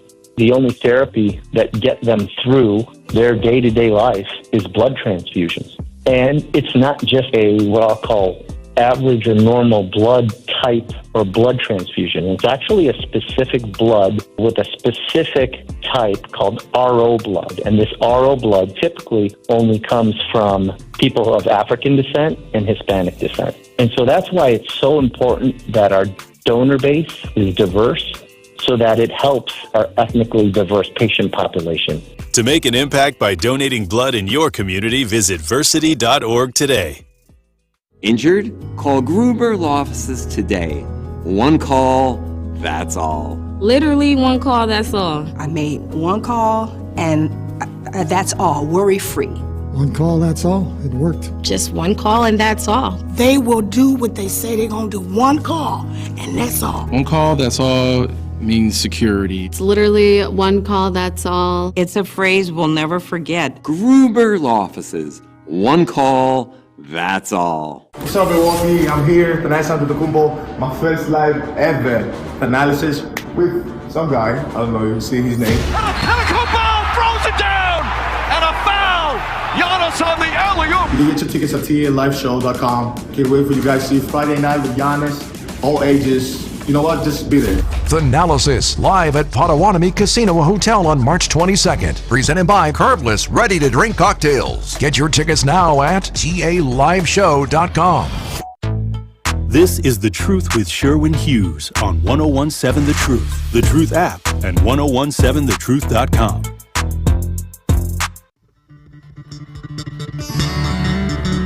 I'm giving examples for those that don't know of how African Americans interact differently with things that a lot of Americans probably take for granted, which gives rise to our levels of mistrust of things. As recently as the 20th century, doctors and researchers have done studies and medical procedures on African American people without their permission or knowledge. During the Tuskegee study of untreated syphilis in African American men, researchers allowed black men with syphilis to go untreated in order to compare their symptoms to black men without syphilis who were also part of the study. Other times, African American women were sterilized, made unable to have children without agreeing to it first. These actions led to mistrust of health care and medical research and helped to explain some of the causes of other health disparities. Other reasons, like the additional ones I'll talk about in a second, help explain why the health of African American people is also affected by commercial tobacco. Marketing plays a big role in whether people try or use tobacco products. Being around commercial tobacco ads makes smoking appear more appealing and increases the chance that someone will try smoking for the first time. So this is all on smoking. What else is there here? Because we don't really smoke like we used to. Back in the day, you could smoke everywhere. You could smoke in the mall. You could smoke on airplanes. You could smoke in a movie theater. You could smoke in the doctor's office. Doctors used to smoke. Yeah, you could have on the armrest on the airplane, Zach, there was an ashtray. You could smoke everywhere. You could smoke at McDonald's. They had little tin ashtrays on the little tables at McDonald's. You could smoke at Burger King. You could smoke everywhere. You could smoke everywhere except like a clothing store. Where else could you smoke? You could smoke in hospitals. Yes! In the bed? I don't know if you can smoke in a bed. But like if you went to visit somebody in a hospital, there was a smoking area. There, every place you could smoke in my high school. I think they banned smoking at Brown Deer High School in like when I was a freshman or a sophomore. What, in the Grease Lightning? You could smoke. In fact, starting when I was probably 15 or 16, the first rules were you had to be 16 to buy cigarettes. Then after that, it was 18. So anybody could buy cigarettes. But there were still cigarette machines, so the cigarette machine didn't card you. Well, people don't really smoke like they used to. I used to smoke cigarettes. I smoked a pack a day for, probably 10 years, maybe more than that. 'Cause I smoke off and on. Yeah, probably 10, 12 years I smoked. And now when I see somebody smoke, I'm like, ugh, you're disgusting. You're going to die. You're a stupid person. You probably think the earth is flat. Like if you smoke now, you got to wrestle with yourself because you know it's very bad for you. Other than getting the cancer, emphysema sucks because you got to walk around with an oxygen tank which is an explosive. If there's a spark and you have your emphysema tank, your oxygen tank, and it's you too close to some heat, you a suicide bomber when you think about it. And stop, Zach, you being very racist. And that's not what they say. Yes, it is. They say God is great in Arabic. That's what that means. Please don't say it, though. I'm not going to. You mispronounced it. Close. I know this much. And you know I love the Muslims. I love them. But when you hear that phrase yelled out, pick up the pace. You better evacuate when you hear that. See, now that is a racist tendency. And I don't have TikTok anymore, but when I had TikTok, there was a guy who would yell out that phrase in public, and he would film people's reactions. And it's not funny because they would hightail, like old people, children would even run. People would just sprint. So Zach sent me. It's called a Tzitz shirt, and it's a shirt that is worn. So you must have did a bar mitzvah or a bat mitzvah. You DJ'd a bar mitzvah or a bat mitzvah where people were wearing traditional Jewish attire, like Orthodox Jewish attire. I was just running sound for an event, actually. Like, they had their own band. Like, even the bandmates had that on. Okay. Like, it wasn't just, like, the kids. Do you know that there is an Orthodox Jewish rapper named Modest Yahoo? Mightis Yahoo? Did I say it wrong? Modest Yahoo. Mightis Yahoo. That's how you say it? You know what I'm talking about? Yeah, that's the dude that sings One Day. Yeah, he's very good. Yeah, they actually covered that. That explains a lot now, because when they were singing it, I'm like, that's very ironic that you guys are kind of singing this song. And then that song actually got me emotional, hearing them perform it, thinking about, what's going on. See there? I was like, the irony here. Everybody steals hip-hop. Hey. There's even an Orthodox Jewish neighborhood in Milwaukee, off of Roosevelt, near Sherman Park. It's like west of the Sherman Park neighborhood, and houses never go up for sale over there. It's very nice. It's very quiet and nice. But if an Orthodox Jewish family wants to move, that house doesn't even get listed. It gets sold to another Orthodox Jewish family. They don't even take the chance of having Roro and them move in next door, which is kind of disheartening because I want all the neighborhoods to be integrated. They're very nice people. They look kind of like, they dress very traditionally, almost like Mennonites or Amish people. I wouldn't say Amish. It gives Amish, Yeah. black and white. But I think it's cool to see that kind of diversity. It's a tradition that has, survived all of these years. Especially when they're out and about, walking from house to house. You see them walking down the street. You know what I'm talking about? Yeah. I think that was the first time I saw a yarmulke, and I was like, what's that? Oh, first time I saw a yarmulke, I was probably a baby. So you know what else I find very interesting about the Orthodox Jews? That's also how I knew I was on the north side of Milwaukee, to be honest. Oh, yeah. The north side has been inhabited by Germans or Jews for the last 150 years. All right, so, they shop at Woodman's. And it's only the women. The men, they don't do that stuff. The women do the shopping. Of course. But I see them, they're at Woodman's. That's why I love Woodman's. It's very diverse. It smells like marijuana all the time. No matter where you go. Diverse? To see Orthodox Jewish people, because you don't really see them everywhere. I see them walking around the neighborhood because I used to drive through the Orthodox Jewish neighborhood to get to work at a previous radio station. I see them. They'd see me. They're just walking around. I'm driving an electric car. It's very interesting. And then they shop at Woodman's, and I love Woodman's. Woodman's is a great place. Woodman's is cheap. You ever been to Woodman's, Zach? I actually worked there for probably 48 hours. You got fired from Woodman's? No, well, technically I did get fired because I just refused to show back up. Why? I heard it was a good place to work. It was a traumatizing experience for me. Working at Woodman's was traumatizing. Yes. Do you care to share? Yeah. Can we? Yeah, we'll take a some break. Bills first. Yeah, we'll take a break, come back, and you're going to talk about. See, this is how I don't stay on task, but I got to know how Woodman's traumatized you. All right.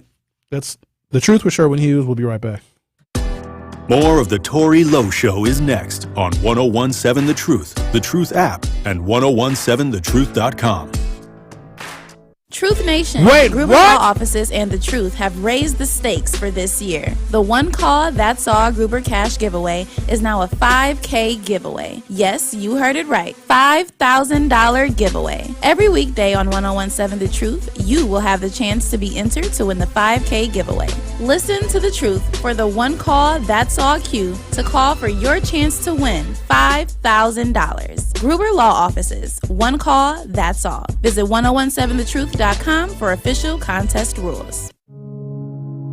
Are record energy costs putting a squeeze on your fixed or limited incomes? With inflation rising at record levels and incomes not keeping pace, you might be one of tens of thousands of Wisconsin residents who are struggling to survive in the blistering heat of summer or the bitter cold of winter. While you haven't asked for it, the Keep Wisconsin Warm Cool Fund and your local energy assistance providers are here to help. No Wisconsin resident should ever have to face the challenge of living without heat or power or face homelessness.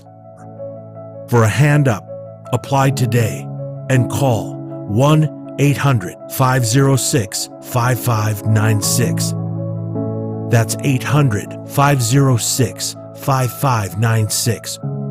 Or visit www.heat.help.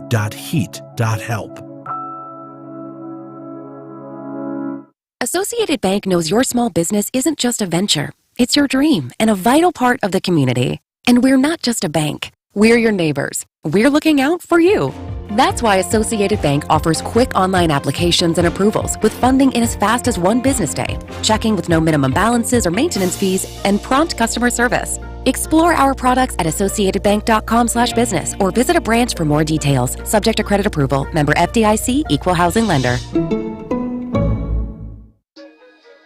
Milwaukee's favorite station. Please, Lisa, please, for the love of Jehovah, don't kick me or anybody with a prosthetic leg. Please. Why do I even gotta say please? Because what if you kick me and it falls off? I ain't gonna pick it up. You try to kick me. You know what I'm gonna do? I'm gonna hit you with your own leg. I'll teach you a lesson. Coming with straight truth. And you know what? If you want to make it about race, I need you to hold your black men accountable. Don't let these black men get away with anything. Because what does that say about you?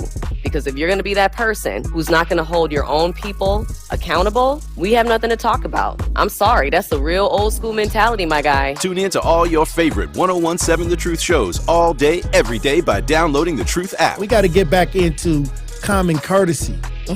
It's about the family structure. Right. It is. Our extended family, we are all family in Milwaukee. Come on now. Watch all your favorite 1017 The Truth shows by subscribing to 1017 The Truth on YouTube.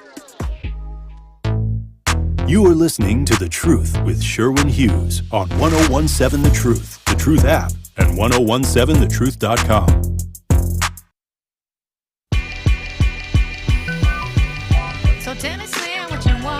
So, Zach, you gotta. First of all, this is not the Tori Lowe Show, but I think anyone listening would probably be able to decipher that pretty quickly. Shout out to Tori Lowe. I was gonna use one of Tori's hotkeys. And which one was it? I think I was gonna do the "What do you mean?" What do you mean by that? What do you mean by that? Somebody in the That's section. crack smoking crazy is what that is. Tori got the best hotkeys. So there's one that Benjamin created where Al is screaming RNC, RNC. I don't know where he would have put it, but it's so funny. Did you hear it by chance, Zach? Not that one, but I did save when Al was like the first time he was like yam yam tam tam bam bam or something. That was very interesting to me. I was like, this is what he's gonna say again. Where would Ben save? Because he played it like 3 or 4 times during that show. He saved it somewhere, right? And who knows what it would be labeled. Do I have a folder with my hotkeys? Yeah.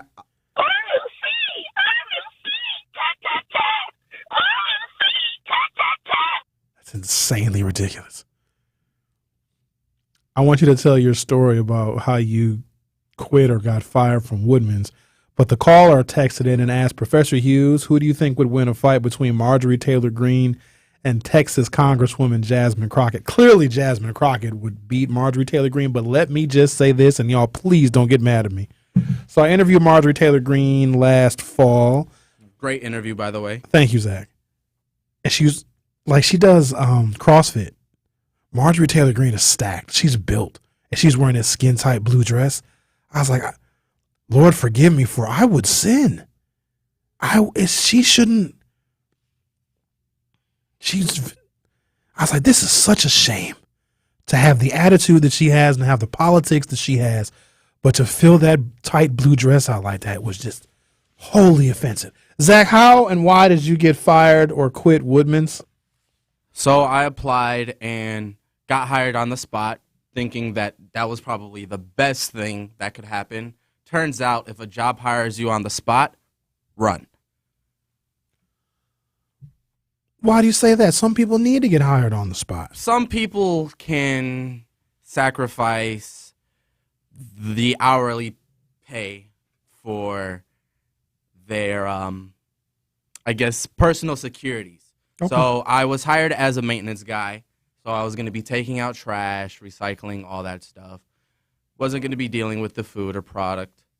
But they said that I had to shave my facial hair. I remember the guy asked me in the interview, he said, how attached are you to your facial hair? And I couldn't even answer that question. I hesitated so much. You should have said very attached. It's a part of my face. I did say very because I felt it. I felt it in me. I was like, actually very attached. And he was like, well, it has to go. And I asked how much, and he said basically all of it. The only thing I could keep was a mustache. And I'm like, that's not happening. So I go back to my dorm, begrudgingly shave myself in the mirror. Worst decision I made ever. I get so self-conscious right away to the point where I don't want to go to class, call my mom, and I tell her, I don't think I'm going to be able to do this. I know I have to work to stay in school, but I will apply to 8 other jobs today and keep applying until I get something because I'm not going to be able to work here for 12 hours a week or 12 hours every other week, not be able to pick up extra hours, and have to walk around looking like an egghead. So yeah, I called Woodman's and I told them, I appreciate your time and the experience, but I will not be returning for my shift like later this week. And they asked me to call somebody to get it covered, and I told them that was not my problem. And they said that they were technically going to have to fire me. And I told them that's great, and I hung up the phone and applied to Burlington and Racine. So it's too late now, but as I'm reading about something that's called beard discrimination, this is a real thing. Employers, for whatever reason, and so with a firefighter, let's say it's different because your beard interferes with the face shield that has to be airtight sealed, so the beard doesn't allow the face shield the firefighters wear to keep smoke out. And that kind of makes sense, right? But in other jobs, it is illegal to require a man to shave his beard in order for employment. You could have sued Woodman's because you could have claimed a religious exemption, and your beard could be a part of your religious traditions, and because they don't know if it's a part of your religious cultures and customs. And it felt like, and honestly, when I shaved it off completely, it felt like I was losing a part of myself. Oh, you totally were. I'm very attached to my facial hair. I can't even imagine. It was bad. You. I haven't shaved my face since. I can't imagine you without facial hair. And you won't see me without facial hair. If I saw you, like if you could fool all of us here, if you shaved all your facial hair off and you showed up to work, several of us would try and fight you because we wouldn't know who you are. I don't think I would show up. Is there a picture somewhere of you with no facial hair? Unfortunately. It's on your Facebooks. It's on your social medias. I'll find it for you. Oh, I bet you look a mess. God. You have...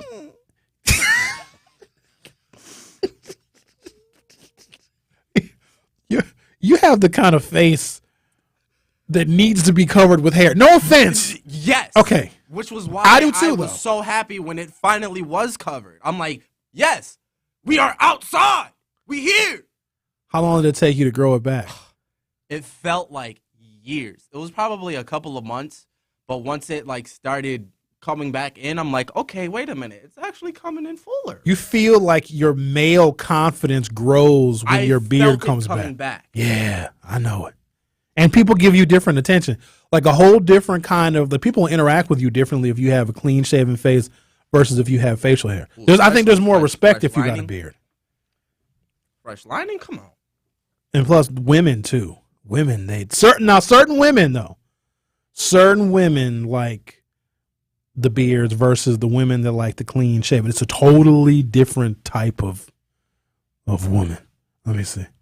You can hold it up to the window. Oh my God!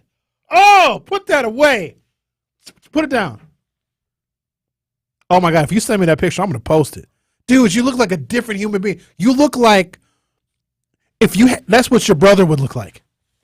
The Truth with Sherwin Hughes will be back for hour 3. Hey Truth Nation, it's your girl Melanie Ricks from Nothing But the Truth, and I am so happy to let you know the best radio show in Milwaukee is now streaming live on YouTube every weekday from noon to 1 p.m. Yes, your daily power hour of nonstop entertainment is coming at you live on YouTube every weekday. So Truth Nation, make sure you don't miss Benjamin and I give our hot takes or our Freaky Friday story by watching us live on YouTube and subscribing to 1017 The Truth. Milwaukee Black Talk is now streaming live on YouTube. 1017 The Truth and Associated Bank have teamed up for our Black-owned business give back. Each quarter, we'll be giving away $6,000 worth of free commercial advertising for 3 months to 5 Black businesses. To sign up for your business's chance to win $6,000 of commercial campaign marketing on the award-winning 1017 The Truth, visit blackbusinessgiveback.com. That's blackbusinessgiveback.com. Let's rebuild our community's backbone through exposure on the truth. For official rules, head to blackbusinessgiveback.com. Associated Bank, member FDIC.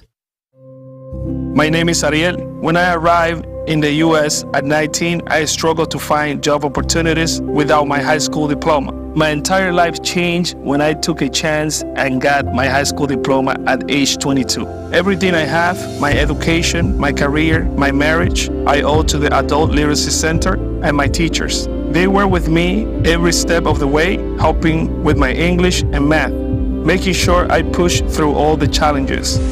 Ariel, your success proves that what I'm doing as a teacher has real meaning. It was an honor helping you achieve your greatness. Now you're helping others achieve theirs. It inspires me.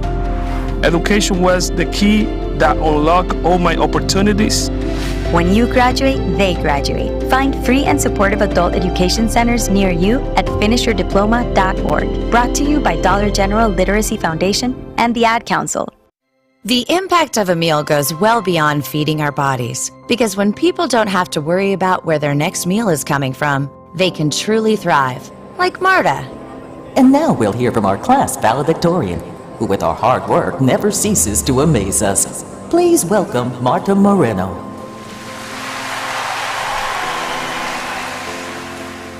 And Alex. Hey Alex, how did the interview go? I did it! I got the job! I can't believe it! I knew it. Let's meet up later to celebrate. And Diego. Mom!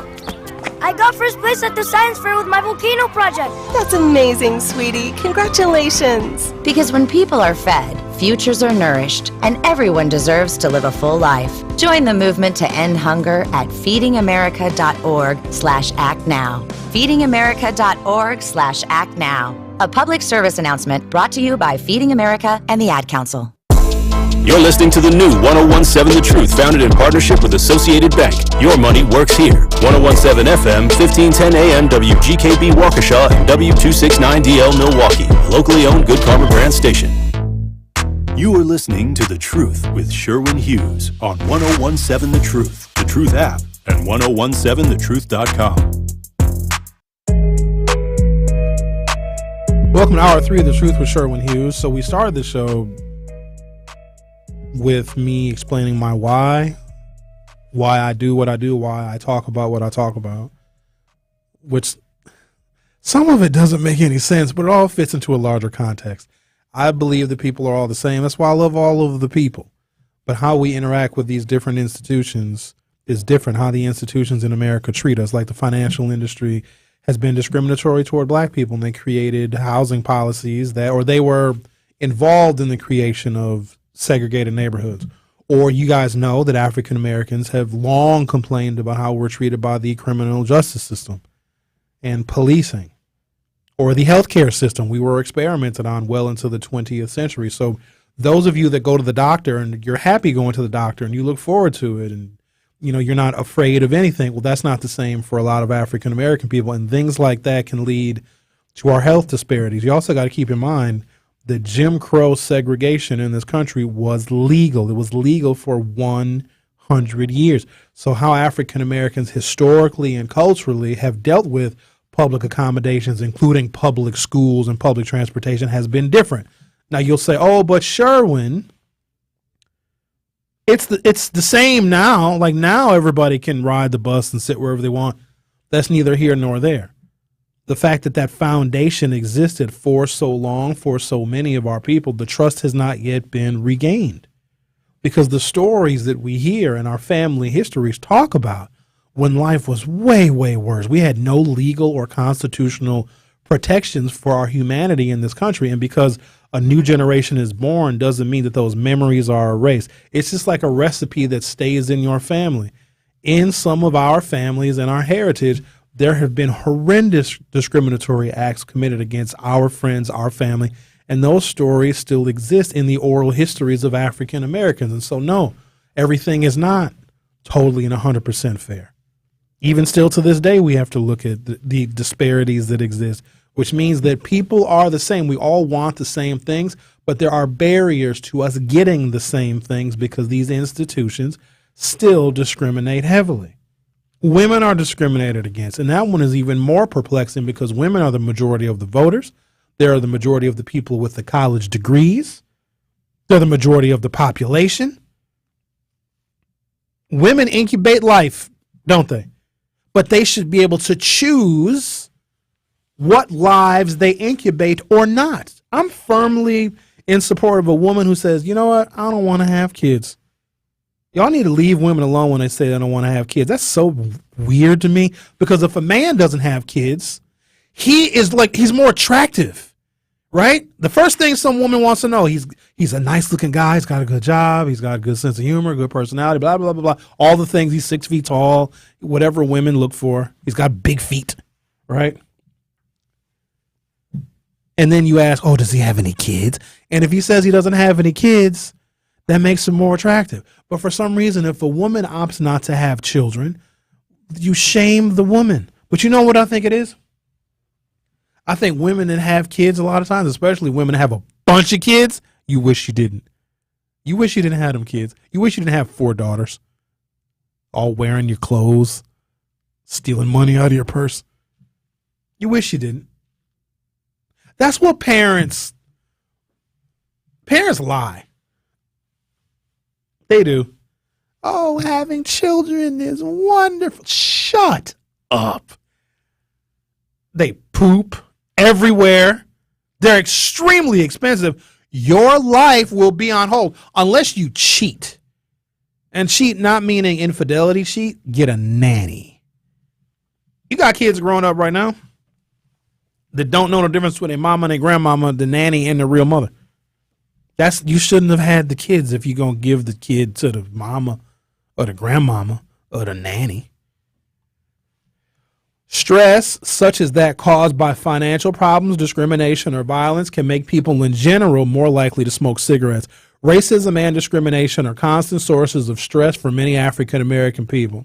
The majority of African American people say they have personally been discriminated against because of their race. The pressure of discrimination has been associated with tobacco product. Why is this only about? I thought this was an article about like all of the different things that we face as black people, but it's all tied to smoking. Health itself can be a source of discrimination. 1 in 3 black adults say they have personally experienced racial discrimination when going to the doctor, and many report seeking medical care because of it. When people experience severe or long-lasting forms of stress, their bodies respond by raising stress hormones and keeping them raised. When this goes on for a long time, they may develop health problems like high blood pressure and diabetes. Oh, look at that. Look what stress does to the black people. You know what it also does when you're under a lot of stress? It raises a hormone called cortisol, and cortisol makes you fat. No, it does. It makes you have belly fat. So cortisol is bad. That is a part of the stress response. We know that African Americans have a different interaction with banks, lending institutions, financial institutions. It explains in part, some of it is we just make less money, and that's discriminatory as well. Just like women make less money than men, African Americans, same level of education, same experience, same resume, can and oftentimes do make less money than their Caucasian counterpart. But when it comes to race, it's even more exacerbated because African Americans can have more education. A white person can have less education. A white person will still make more money and be fast tracked for promotions, et cetera, et cetera. And so I'm trying to paint a picture, give you a framework for why African American home ownership is less. And when your home ownership is less, chances are you won't have any equity. You'll have less equity. You'll have less assets. You'll be in more debt, et cetera, et cetera. But something else that really significantly impacts African Americans is student loan debt. And I want to be very, very specific and concise when I explain this to you, because when the Biden administration was talking about, and they've forgiven several 100,000 borrowers student loan debt, there's a racial component to that you have to read between the lines to understand. So first of all, African Americans are incredibly diverse. We occupy just about every sphere and every strata in American society. It's like we're the inmate and the warden. We're the lieutenant governor and the legislator. We are the senator and the congressman. We are the mayor and the city attorney. We are the voter. We are the non-voter. We are the Christian. We are the atheist. We are the conservative. We are the liberal. We literally occupy every sphere. We own multiple homes. We are also homeless. We are rich. We are poor. We are everywhere. We occupy every sphere. So when you talk about a president or a political party, and I'm using air quotes here, you can only see that if you're on our YouTube channel, 1017 The Truth on YouTube, doing something for, quote, black people, there is no one thing that you can do that can positively impact all black people all at once, aside from give us a check. And that probably isn't going to happen. Reparations won't come in the form in which we will most recognize it. But the whole concept of student loan forgiveness, and of course the Biden administration couldn't say this. When I give you guys the details and the specifics on the disparity of student borrowers and how black people, especially black women, and when I say disproportionately are in debt because of student loans, talking about forgiving student loans is a way to help black people. The student debt that African American men and women have is double-digit percentage points higher than any other of our racial cohorts. Okay, here's something else you got to think about. So the Biden administration can't say, "Oh, we want to do a bunch of stuff for black people," because Republicans would have a fit. So you have, just like Obama with Obamacare, we got to be better than this, y'all. We have to be able to read between the lines of what our politicians are telling us. Obama saw some statistics, because I'm sure he was a data guy, and he saw the overwhelming number of African Americans that did not have health insurance, could not afford health insurance, or had to file bankruptcy, or were in tremendous debt because we don't have insurance and we get sick. I remember earlier I said the stress can lead to high blood pressure and diabetes, and also being obese, right? So being African American in this country, these institutions treat us differently because they always have, leading to higher levels of stress, leading to huge health disparities, and we didn't have health insurance. So Barack Obama stood 10 toes down on making sure we could get health insurance, and he included pre-existing conditions. And Tammy Baldwin, when she was here on Monday, said that she put in a provision where the children of parents, not necessarily kids, can stay on their parents' health insurance until they're age 26. So even if you're a black family, both parents worked, and your child goes to college but didn't find a job right away because the economy at the time was not in good shape, that young person, that adult child, could stay on their parents' health insurance until they were 26 years old. That also positively impacted a segment of our community. But they can't communicate it as, hey, I'm putting together Obamacare because black people are going bankrupt and not going to the doctor and the hospital because we couldn't get insurance, we couldn't afford insurance, or we had pre-existing conditions. He just created Obamacare and expected us to figure it out. Student loan forgiveness is the same thing. It is overwhelming, and I'm going to give you all the details so you can't argue with me about it, wanting to forgive student loans, and this is also why the Republicans were against it. You think the Republican voters don't have student loan debt? They do. They certainly do. They have a lot of it. In fact, the percentages of Caucasian people of any political affiliation that have student debt is even higher than that of African Americans. But the thing is, our debt is bigger. There are more Caucasian people in this country right now that have student loan debt, but their balances are smaller and they have better access to equity and assets than African Americans do because those institutions of lending treat us differently. So when Joe Biden talked about forgiving student debt, it was literally for black people. More specifically, it was for black women. Because when black people have less debt, then we have more money to spend in our black community. I want you guys to understand that. But Joe Biden ain't just going to come out and say it. The student debt forgiveness would have impacted black women more than any other race or gender of person in this entire country. But because the Republicans have the same data, that's why they were against it.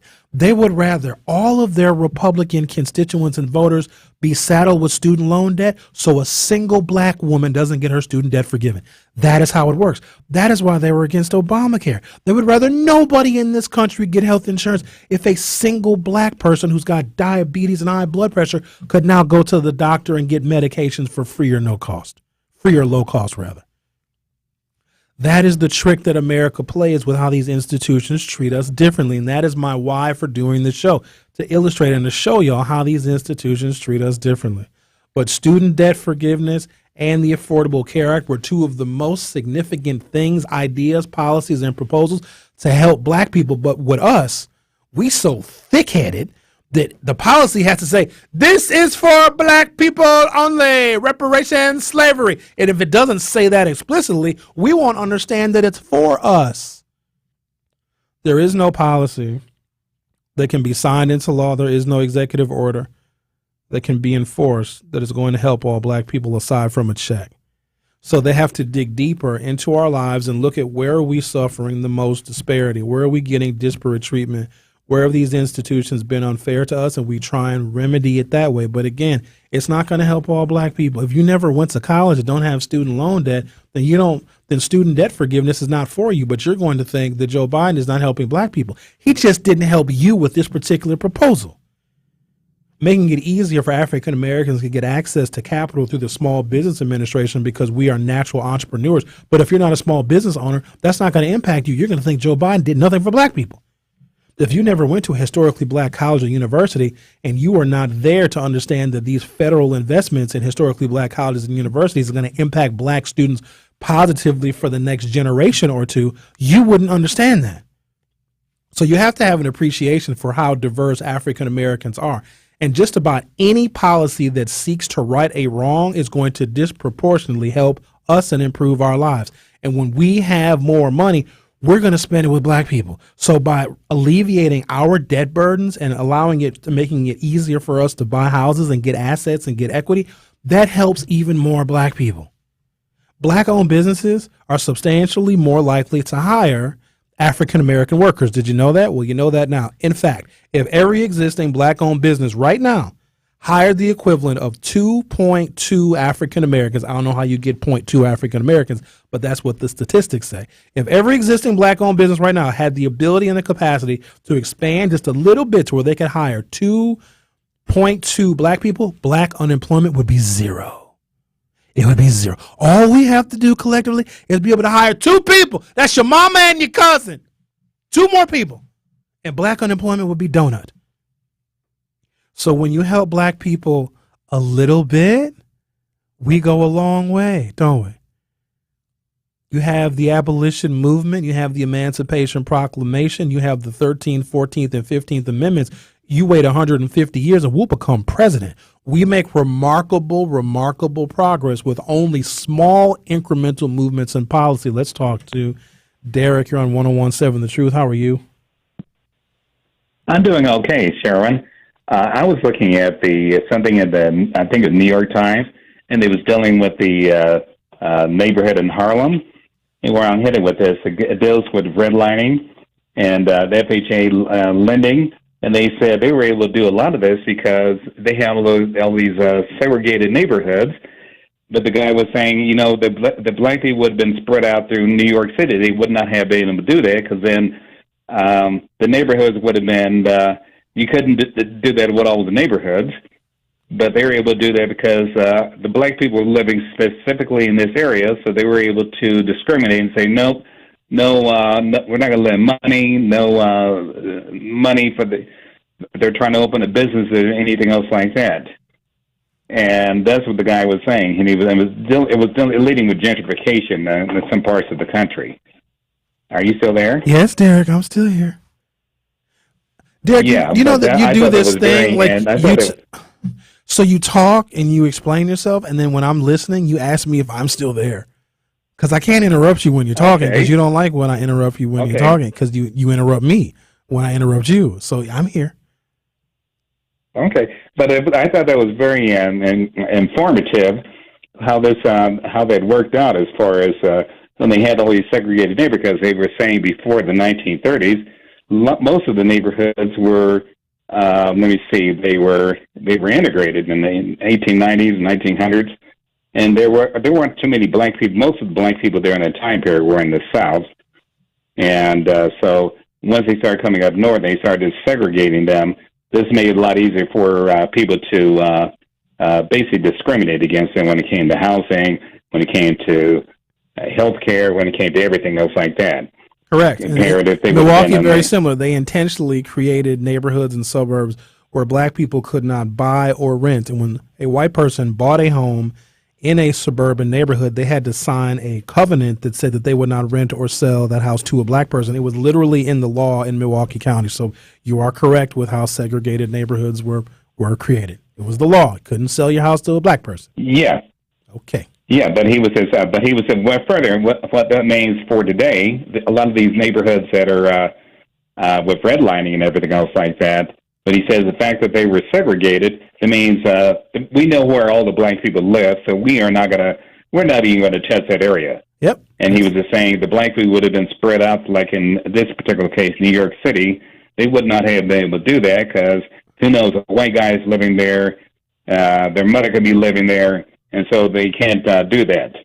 But I thought it was, and they were just talking about how things have, and now if white folks are flooding into to Harlem and some of these inner city neighborhoods, and the black people are having to say goodbye. They also did another thing too. He says, once these neighborhoods were mostly black, they went on to say that they started putting a lot of the housing projects in Harlem in the 40s, 50s, and 60s. And I don't know how you feel about it or not, but he's saying that really did not help those neighborhoods at all. Thank you, Derek. All those neighborhoods. Appreciate your call. Are you still there? Okay, thank you. I try so hard. I try. You know what else I'm going to try to do? I'm going to try to make you people rich. One call, that's all. One call, that's all. That's right. Now is your chance to be entered to win our one call, that's all $5,000 giveaway. Call 833-212-1017, 833-212-1017. We'll take call number 5, and you'll be entered to win $5,000. Remember, if your loved one's been injured in an accident, call Gruber Law Offices now. One call, that's all. Call number 5 for your chance to be entered to win this money from the one call, that's all $5,000 giveaway. For official contest rules, visit 1017thetruth.com. Right now, 833-212-1017. Call number 5 gets entered to win $5,000. And if you win, call it reparations, courtesy of David Gruber, a $5,000 reparations check. The Truth with Sherwin Hughes will be right back. Don't touch that dial.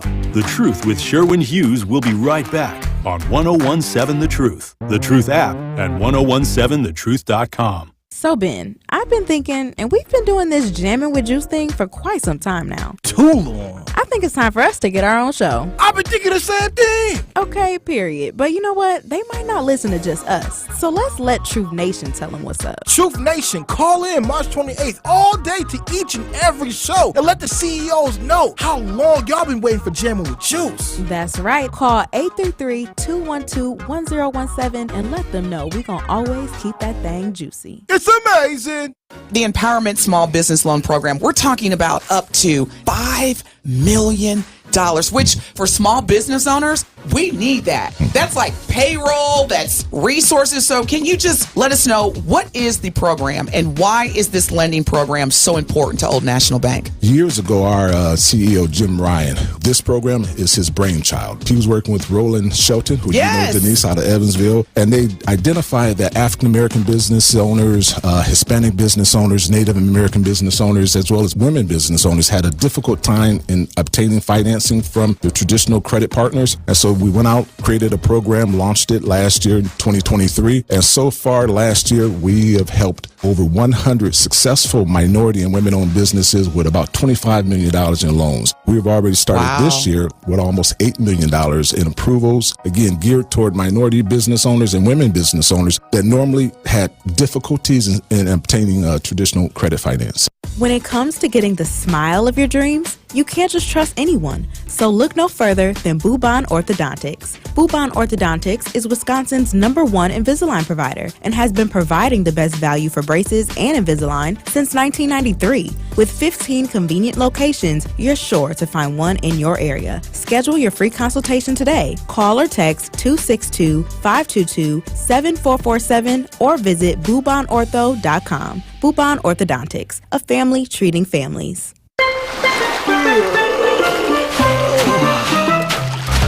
Your drink, sir? This virtual vacation is brought to you by Milwaukee Mitchell International Airport.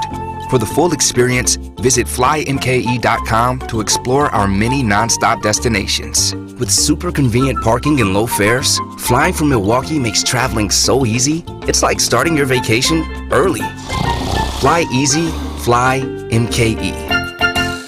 Join the roar of 18,000 Bucks fans at Fiserv Forum and be a part of the slam dunks, game-changing plays, and electrifying victories live. Witness the edge-of-your-seat action and unforgettable moments as they happen. You don't want to miss this. Grab your calendar, handpick your favorite matchups, and secure your seats for Dame time in Milwaukee and every incredible moment that comes next at bucks.com/tickets. That's bucks.com/tickets. More of The Truth with Sherwin Hughes is next on 1017 The Truth, The Truth app, and 1017thetruth.com.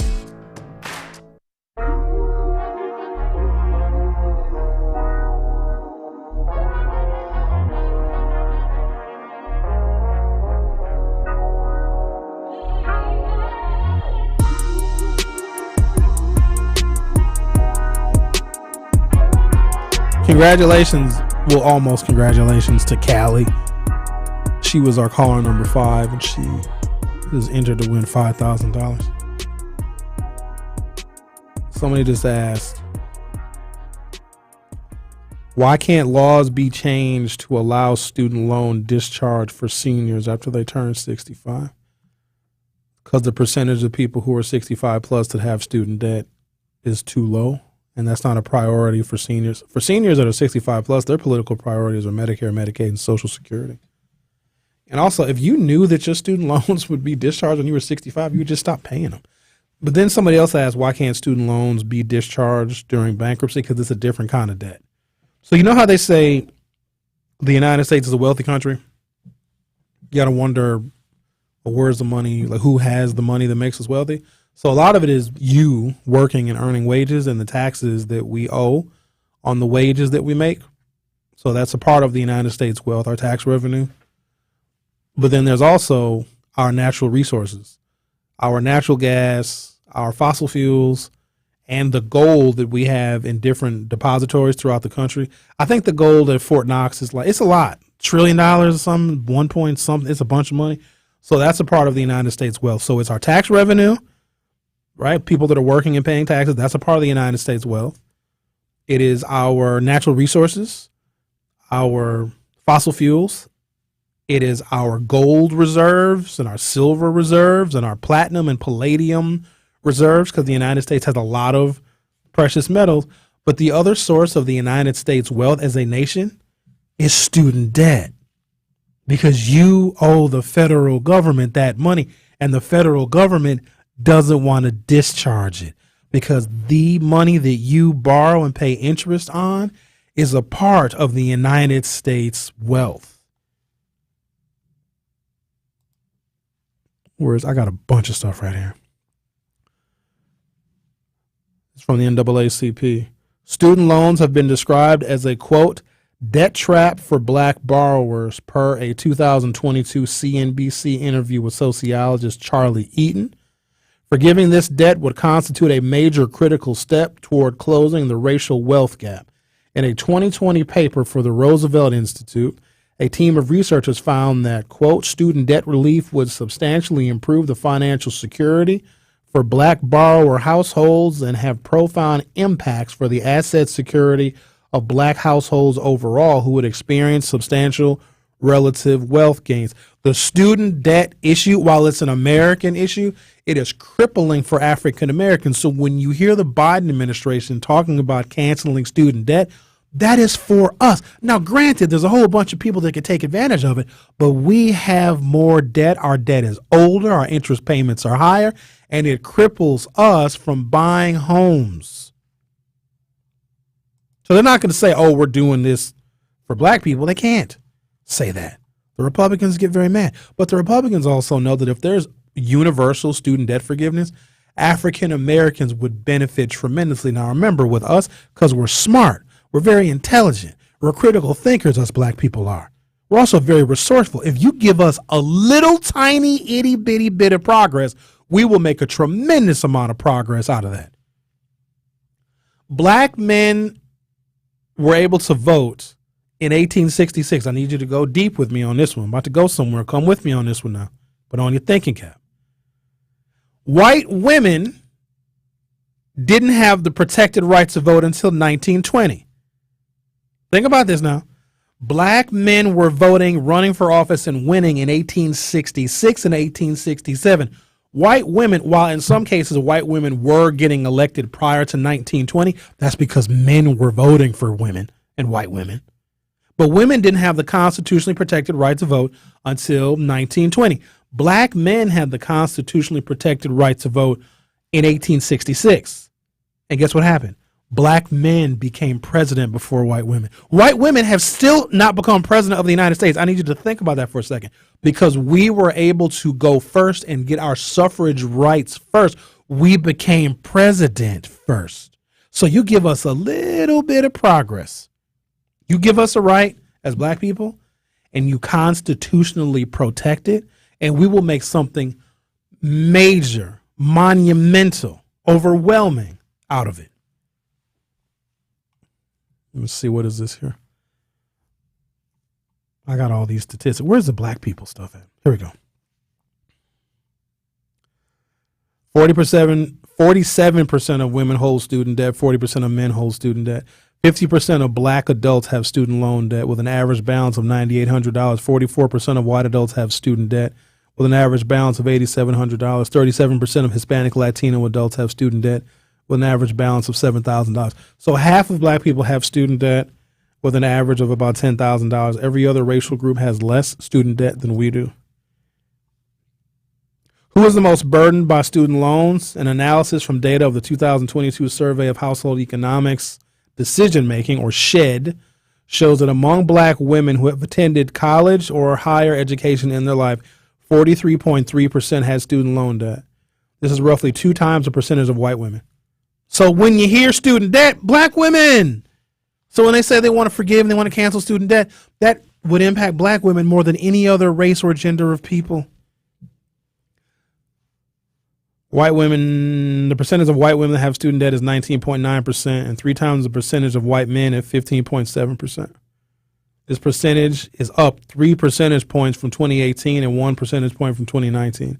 Black women's average loan balance is the highest of any group in America at $11,000. A high percentage of black men also have student debt of 32%. Student loan debt is common across all race and gender gaps, especially for black women. White men, 15.7% of white men in America have student loan debt. White women, 19.9% have student loan debt. Black men, 32.1% of black men have student loan debt. Black women, 43.3% of black women have student loan debt. Hispanic men, 18.9%. Hispanic women, 24.1%. Other race or multiracial men, 18.1%. Other race or multiracial women, 16%. Unequivocally and hands down, plain and simple, full stop, black men and black women have more student loan debt. Canceling student loan debt will immediately improve the economic situation for African Americans. Is there a producer in the studio? Oh, hello, Jason. How are you doing? Are you able to take me to break, sir? Have they taught you how to do that? Yes, sir. Yes, sir. I'm just. Zach just went to the bathroom, so you know. Oh, okay. You comfortable back there? Oh, I mean, come on now. I was running the board already. You know. Well, congratulations and excuse me, sir. No disrespect meant. My bad. I'm just saying. All right, let me do my outro and then you go and push your button. You are listening to The Truth with Sherwin Hughes on 101.7 FM. Don't go anywhere. I'll be right back. The Truth with Sherwin Hughes returns after this on 101.7 The Truth, The Truth app, and 101.7thetruth.com. Experience, knowledge, results. That's what really matters when you need help after a serious truck accident. You'll need a lawyer experienced in fighting and winning for people just like you. Gruber Law Offices has the resources, strong track record of success, and a team of experienced lawyers to take care of your needs. We've successfully helped people injured in big truck accidents for more than 35 years. Gruber Law Offices. One call, that's all. Come see Thanalysis live from Potawatomi Casino Hotel on Friday, March 22nd. Hey, welcome to another Thanalysis show. And we do well coming on in today's podcast. Be there for the first ever live show for Thanasis as he's joined by his brother, none other than the Greek freak, Giannis Antetokounmpo. I took off my shoes and I was like, go crazy, go hoop. That's all it was. Get your tickets now at TALiveshow.com. Thanalysis live at Potawatomi Casino Hotel on March 22nd. TALiveshow.com.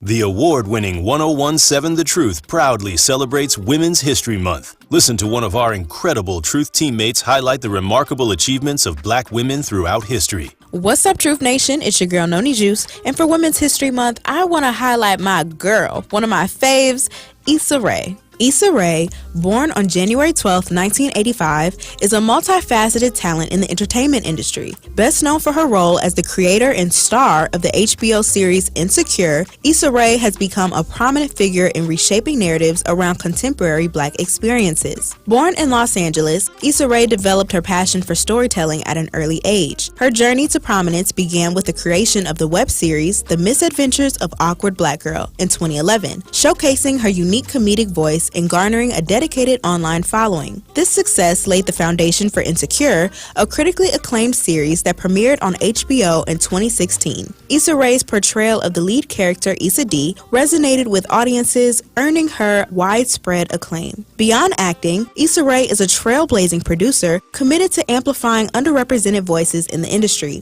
She founded Issa Rae Productions, contributing to projects like A Black Lady Sketch Show and Little, showcasing her dedication to fostering diversity and inclusion. In addition to her impact on screen, Issa Rae has received numerous accolades for her contributions, including Golden Globe nominations and Primetime Emmy Awards recognition. Her influence extends beyond entertainment, making her a powerful force in shaping the cultural landscape. Issa Rae's career exemplifies resilience, creativity, and a commitment to breaking barriers. So thank you, Issa Rae, for paving the way and being a beautiful representation for young women like me in the entertainment industry and beyond. We know you're always down to root for everybody black.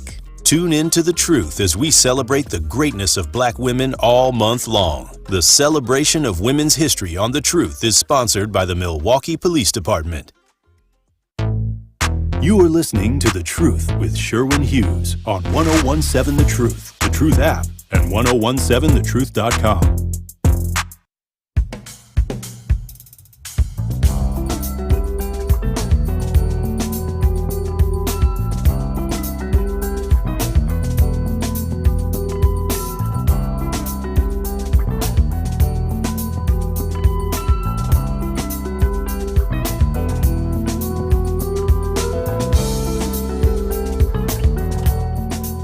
Tune into the award-winning 1017 The Truth this Saturday at 10 a.m. for the debut of Community Heartbeat, presented by Outreach Community Health Centers.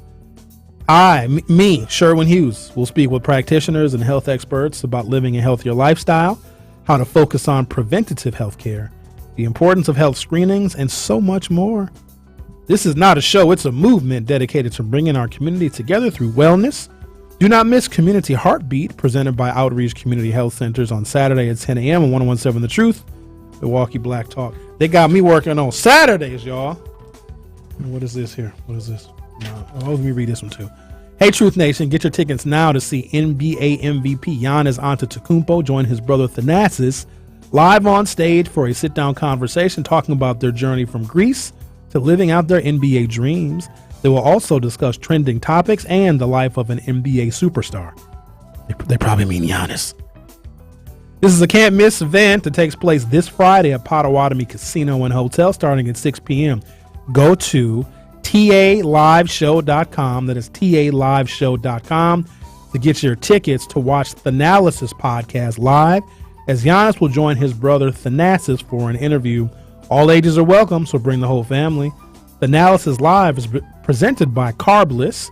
Can't wait to see you this Friday night. Again, visit TALiveshow.com to get your tickets today. You know what? I hate to say it, Jason. So for those of you that are listening, we are clearly playing musical producers. This is what happens when Rhea leaves. I walk in every morning. I don't know who produces my show. I've even seen people I never even met before back there producing my show. It's fine with me. I'm pretty much the Giannis of the truth. Right? Pretty much. I'm the Giannis of the truth. Except my English is better. The Giannis, so the best in the world. Because Giannis the best in the world. Thank you. Appreciate that, Jason. Jason, I like you. You can stick around as long as you want to. I ain't the best of the truth. I like the Giannis of the truth. Giannis has a restaurant called Avali. It's in the Brewers Hill neighborhood. I bet you Giannis has never even been there. Because if Giannis went to the restaurant, he would probably make the news. Giannis went to the movies the other day and it made the news. Somebody posted a bunch of pictures of Giannis. They covered the story of Giannis just going to the movie. Giannis is what, 6'10", 6'11", and he always wearing sweatpants that are too short. Giannis got to be worth better than $100 million, right? $100 million, $200 million. His pants is too short. But if I'm the Giannis of the truth, then who is my Thanasis? Dr. Ken. Ooh, Dr. Ken gonna be mad. But I'll be passing the ball to Dr. Ken. Dr. Ken, thank you. Take the ball. Dr. Ken, I'm passing the ball. He misses a dunk. Giannis and Thanasis are never on the court at the same time, are they? I've been to a lot of Bucks games, y'all. I was just thinking about this. I have seen, and no exaggeration here, okay? I have seen the Milwaukee Bucks play every single team in the NBA minimum 3 times. Every team. But this is over my life. Oh, probably more than that. I think I've seen them play the Denver Nuggets probably more than. This goes back to the Mecca Arena, the Bradley Center. The Bradley Center was here for like 30 years almost. I think they built it in 89. And they tore it down in 19, 20, 21. But yeah, I've seen the Bucks play.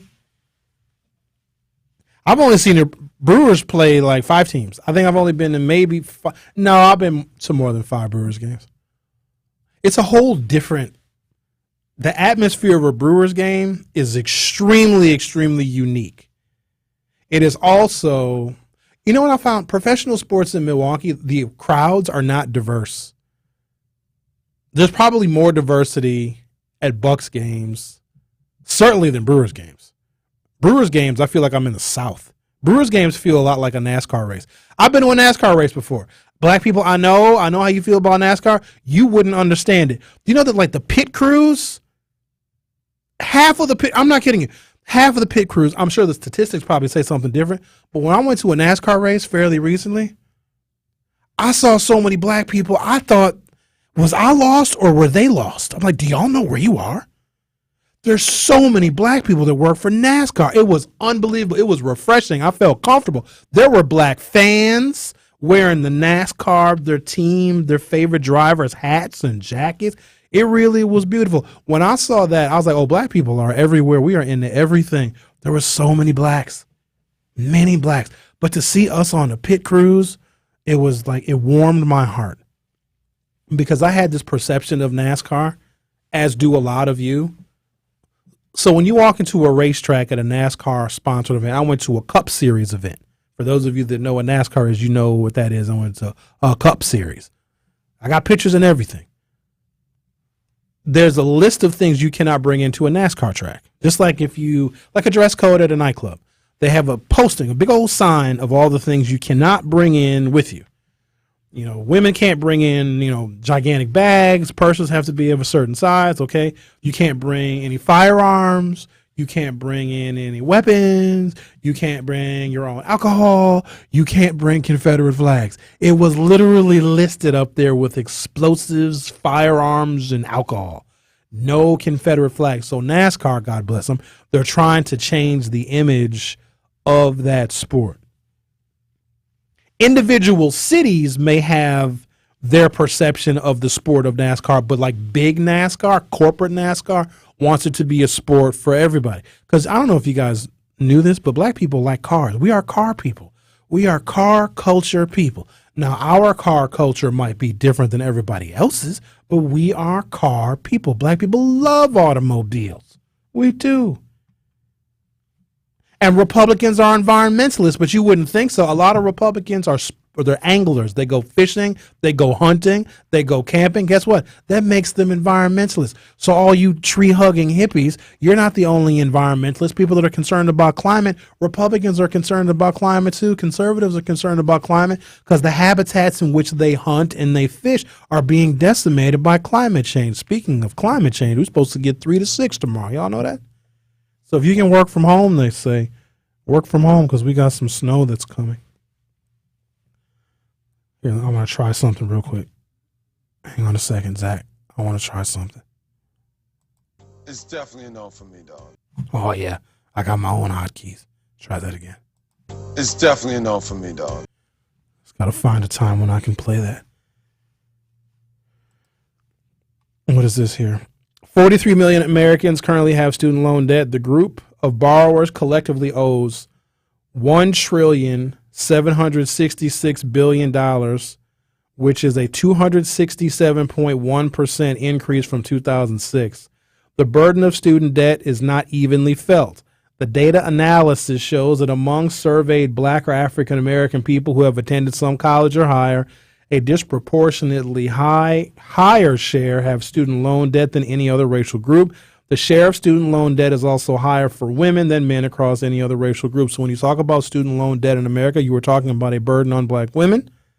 The Supreme Court struck down President Biden's student debt forgiveness program in June of 2023 that would have canceled $400 million for borrowers. Low and middle income borrowers would have seen up to $20,000 in debt relief. In October of 2023, millions of borrowers were required to return return to their repayments after a roughly 3.5-year moratorium, which began at the beginning of the pandemic. From NBC News today, Biden cancels nearly $6 billion in student debt for 78,000 public service workers. So he couldn't do a blanket cancellation, but he can do specific and targeted cancellations. And keep in mind, this is helping black people more than anybody else. So those of you that think that Joe Biden is not helping black people, he just may not be helping you. But then I would ask you, what are you doing to help yourself, blackie? Huh? Black person, pull yourself up by your bootstraps. Don't expect a political party or a single white man that's 95 years old and wears a diaper to help you. You got to be helping yourself. Stop pretending like we're dependent. We're not dependent. Black people are so fiercely independent, it's scary. Remember, Boosie had the song IEDEPENDN 13.5. Know what that means? The song Independent. INDEPENDENT. President Joe Biden announced today that the White House has approved the cancellation of nearly $6 billion in federal student debt for thousands of public service workers. The 78,000 eligible public service workers include teachers, nurses, firefighters. According to the White House, these public service workers have dedicated their careers to serving their communities, but because of past administrative failures, never got the relief they were entitled to under the law. From day one, my administration, I promised to fix broken student loan programs and make sure higher education is a ticket to the middle class, not a barrier to opportunity, Biden continued. I won't back down from using every tool at my disposal to deliver student debt relief to more Americans and build an economy from the middle out and the bottom up. So you got to keep this in mind. This is Joe Biden trying to help the black people, because black women have the highest balances and a larger percentage of black women have student debt relief. Does it help all black people? It does not. But is student debt forgiveness and cancellation a tremendous help to black women? Yes, it is. This is The Truth with Sherwin Hughes on 101.7 FM. Make sure you download the free 101.7 The Truth app, where you can stream this program and all the programs across our lineup. If you ever miss a show, you can just go to the Truth app and you can listen to it. Or you can go to YouTube, youtube.com, or open up your YouTube app, search 101.7 The Truth, hit subscribe, and you can view our programs live on the air. I'll be right back. More of The Truth with Sherwin Hughes is next on 101.7 The Truth, The Truth app, and 1017thetruth.com. Truth Nation, Dr. Ken Harris here, and I'm excited about the Truth partnership with Versity. There is a serious need for blood donations in the black community, and Versity wants to bring awareness to this because it's their mission to improve patient outcomes, advance the field of personalized medicine, and strengthen the health of communities everywhere. This is why you should tune in every month when a representative from Versity joins The Truth to share about what they're doing to make a difference in our community.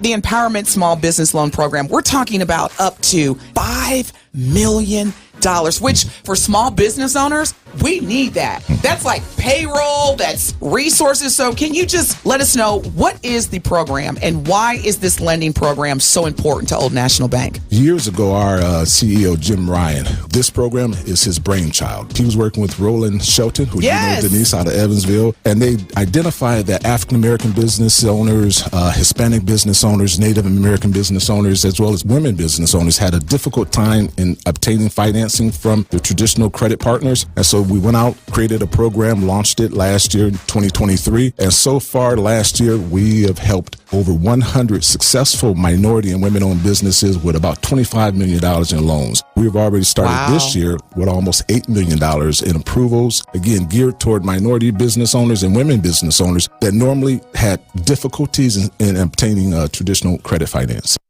Protect your dream home with American Family Insurance. And you can weather any storm. You'll also save up to 25% by bundling home, auto, and life.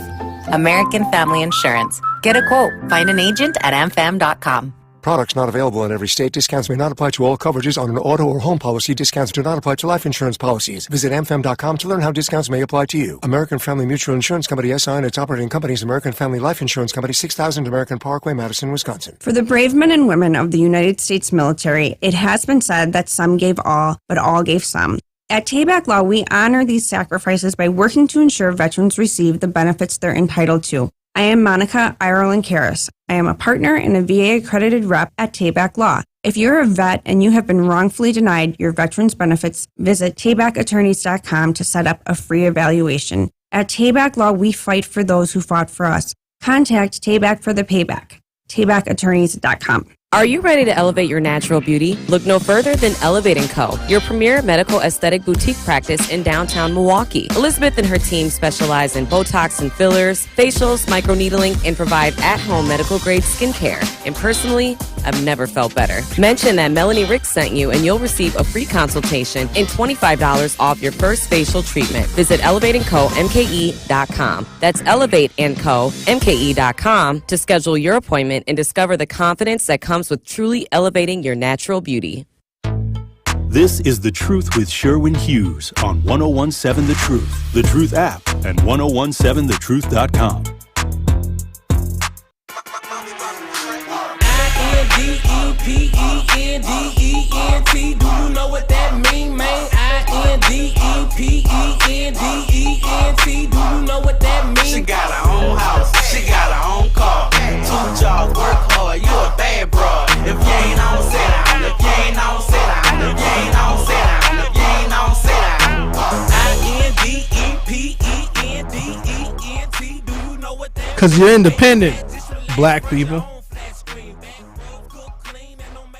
Not Really a City Girl says, not only will Dr. Ken miss the shot, he will explain theoretically why he missed the shot so you can understand it thoroughly.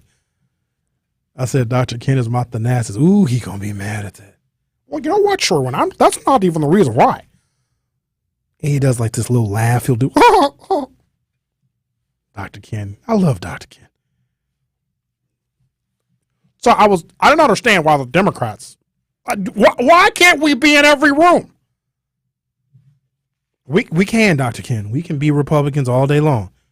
Just now, this is not the Republican Party to join if you're black, because they don't make policy at all, and they really aren't going to make policy for us.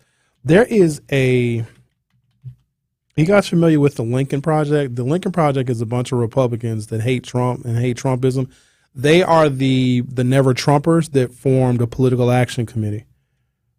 And they have come out with a commercial. So those of you that remember when I was broadcasting from home during the pandemic, my home studio, the Yellow Brick Road Studio is what it's called. I had ads, I had commercials. Oh, I miss those days when I could get up and broadcast my show from home and go back to sleep, go to the grocery store, do whatever I did during the pandemic. I like it here too, but there was something that was, because I built that studio. That studio means a lot to me. But I would play commercials. And I would play a lot of Lincoln Project commercials, and it would showcase how Republicans felt about Donald Trump. And now the Lincoln Project has grown in size and scope, and there's also more money that they are going to be putting into advertising to oppose Donald Trump. This does not necessarily mean they're going to be voting for Joe Biden, but they certainly are going to not vote for Donald Trump. So there's this ad that the Lincoln Project, now remember, these are Republicans now, and they created this ad called The Funeral because they are burying and having a ceremony for the Republican Party. And I want to play it for you. I would suggest you actually at some point in time go to YouTube, look up the Lincoln Project, and watch their latest ad called The Funeral. But it's really, really powerful and hard hitting. And so when we talk about African Americans needing to occupy all sorts of spaces and being in all sorts of rooms, while I do agree with that, joining this Republican Party is aiding and abetting the demise of your own people, because Republicans now don't make policy. They are creating a place for Donald Trump to take over the federal government with an authoritarian, dictatorial mindset. So I'm going to play this commercial for you. Zach, you ain't got to do nothing, brother. I got this on my own. It's called The Funeral. It's not our party anymore. The Republican Party that made America safer, stronger. The party that put our security and American values first. A party born to expand liberty. A party of real free markets and economic growth that starts on Main Street, not rigged giveaways and special favors. Led by men and women of honor and courage, service and sacrifice. Leaders who never talk America down. That party is dead. We know why. We know who killed it. We're conservatives, not crazies. We believe in responsibility and accountability, in following the Constitution and the law, even when we don't like the results. We don't have to agree with Joe Biden on every policy issue. We won't. And when we don't, we'll say so. But so much is at stake in this election that it's time to put country over party and America over Trump. That is fantastic. And I'm hoping that more Republicans are okay admitting that they made a grave mistake. I understand what Trump represents. I understand who he talks to, why he talks to them, and the purpose and the reasoning. He preyed on vulnerable people that felt like they were losing their country to addiction, alcoholism, low wages, downsizing, artificial intelligence, black progress, and migrants. And those people are looking around. They don't recognize the world anymore. They don't recognize their communities anymore. And they got to blame somebody because nobody prepared them for America changing. And so what are they trying to do? Trying to ban books. They're trying to eliminate history. Trying to build walls and not bridges. And they feel like outcasts in their own country. In fact, you'll even hear them talk about things like reverse discrimination. That's why they want to see things like affirmative action go away. Anything that gives a minority or a woman or a person of color any kind of advantage, they take that very personally. These are also people who maybe voted for Barack Obama for economic reasons in 2008 and 2012. But maybe they did not benefit from some of the economic gains made by other people in the country, and they feel left out. And their life expectancy is actually going down. They were also anti-vaxxers. They didn't believe that COVID was real. And what Donald Trump did is he brought in a cohort to the Republican Party that old school establishment Republicans never even wanted. Never wanted them. And now Trump has them, and they simply won't let go. Thank you for listening. Have a great day. I'll see you next time. Tap into Milwaukee's most entertaining morning show. Where's the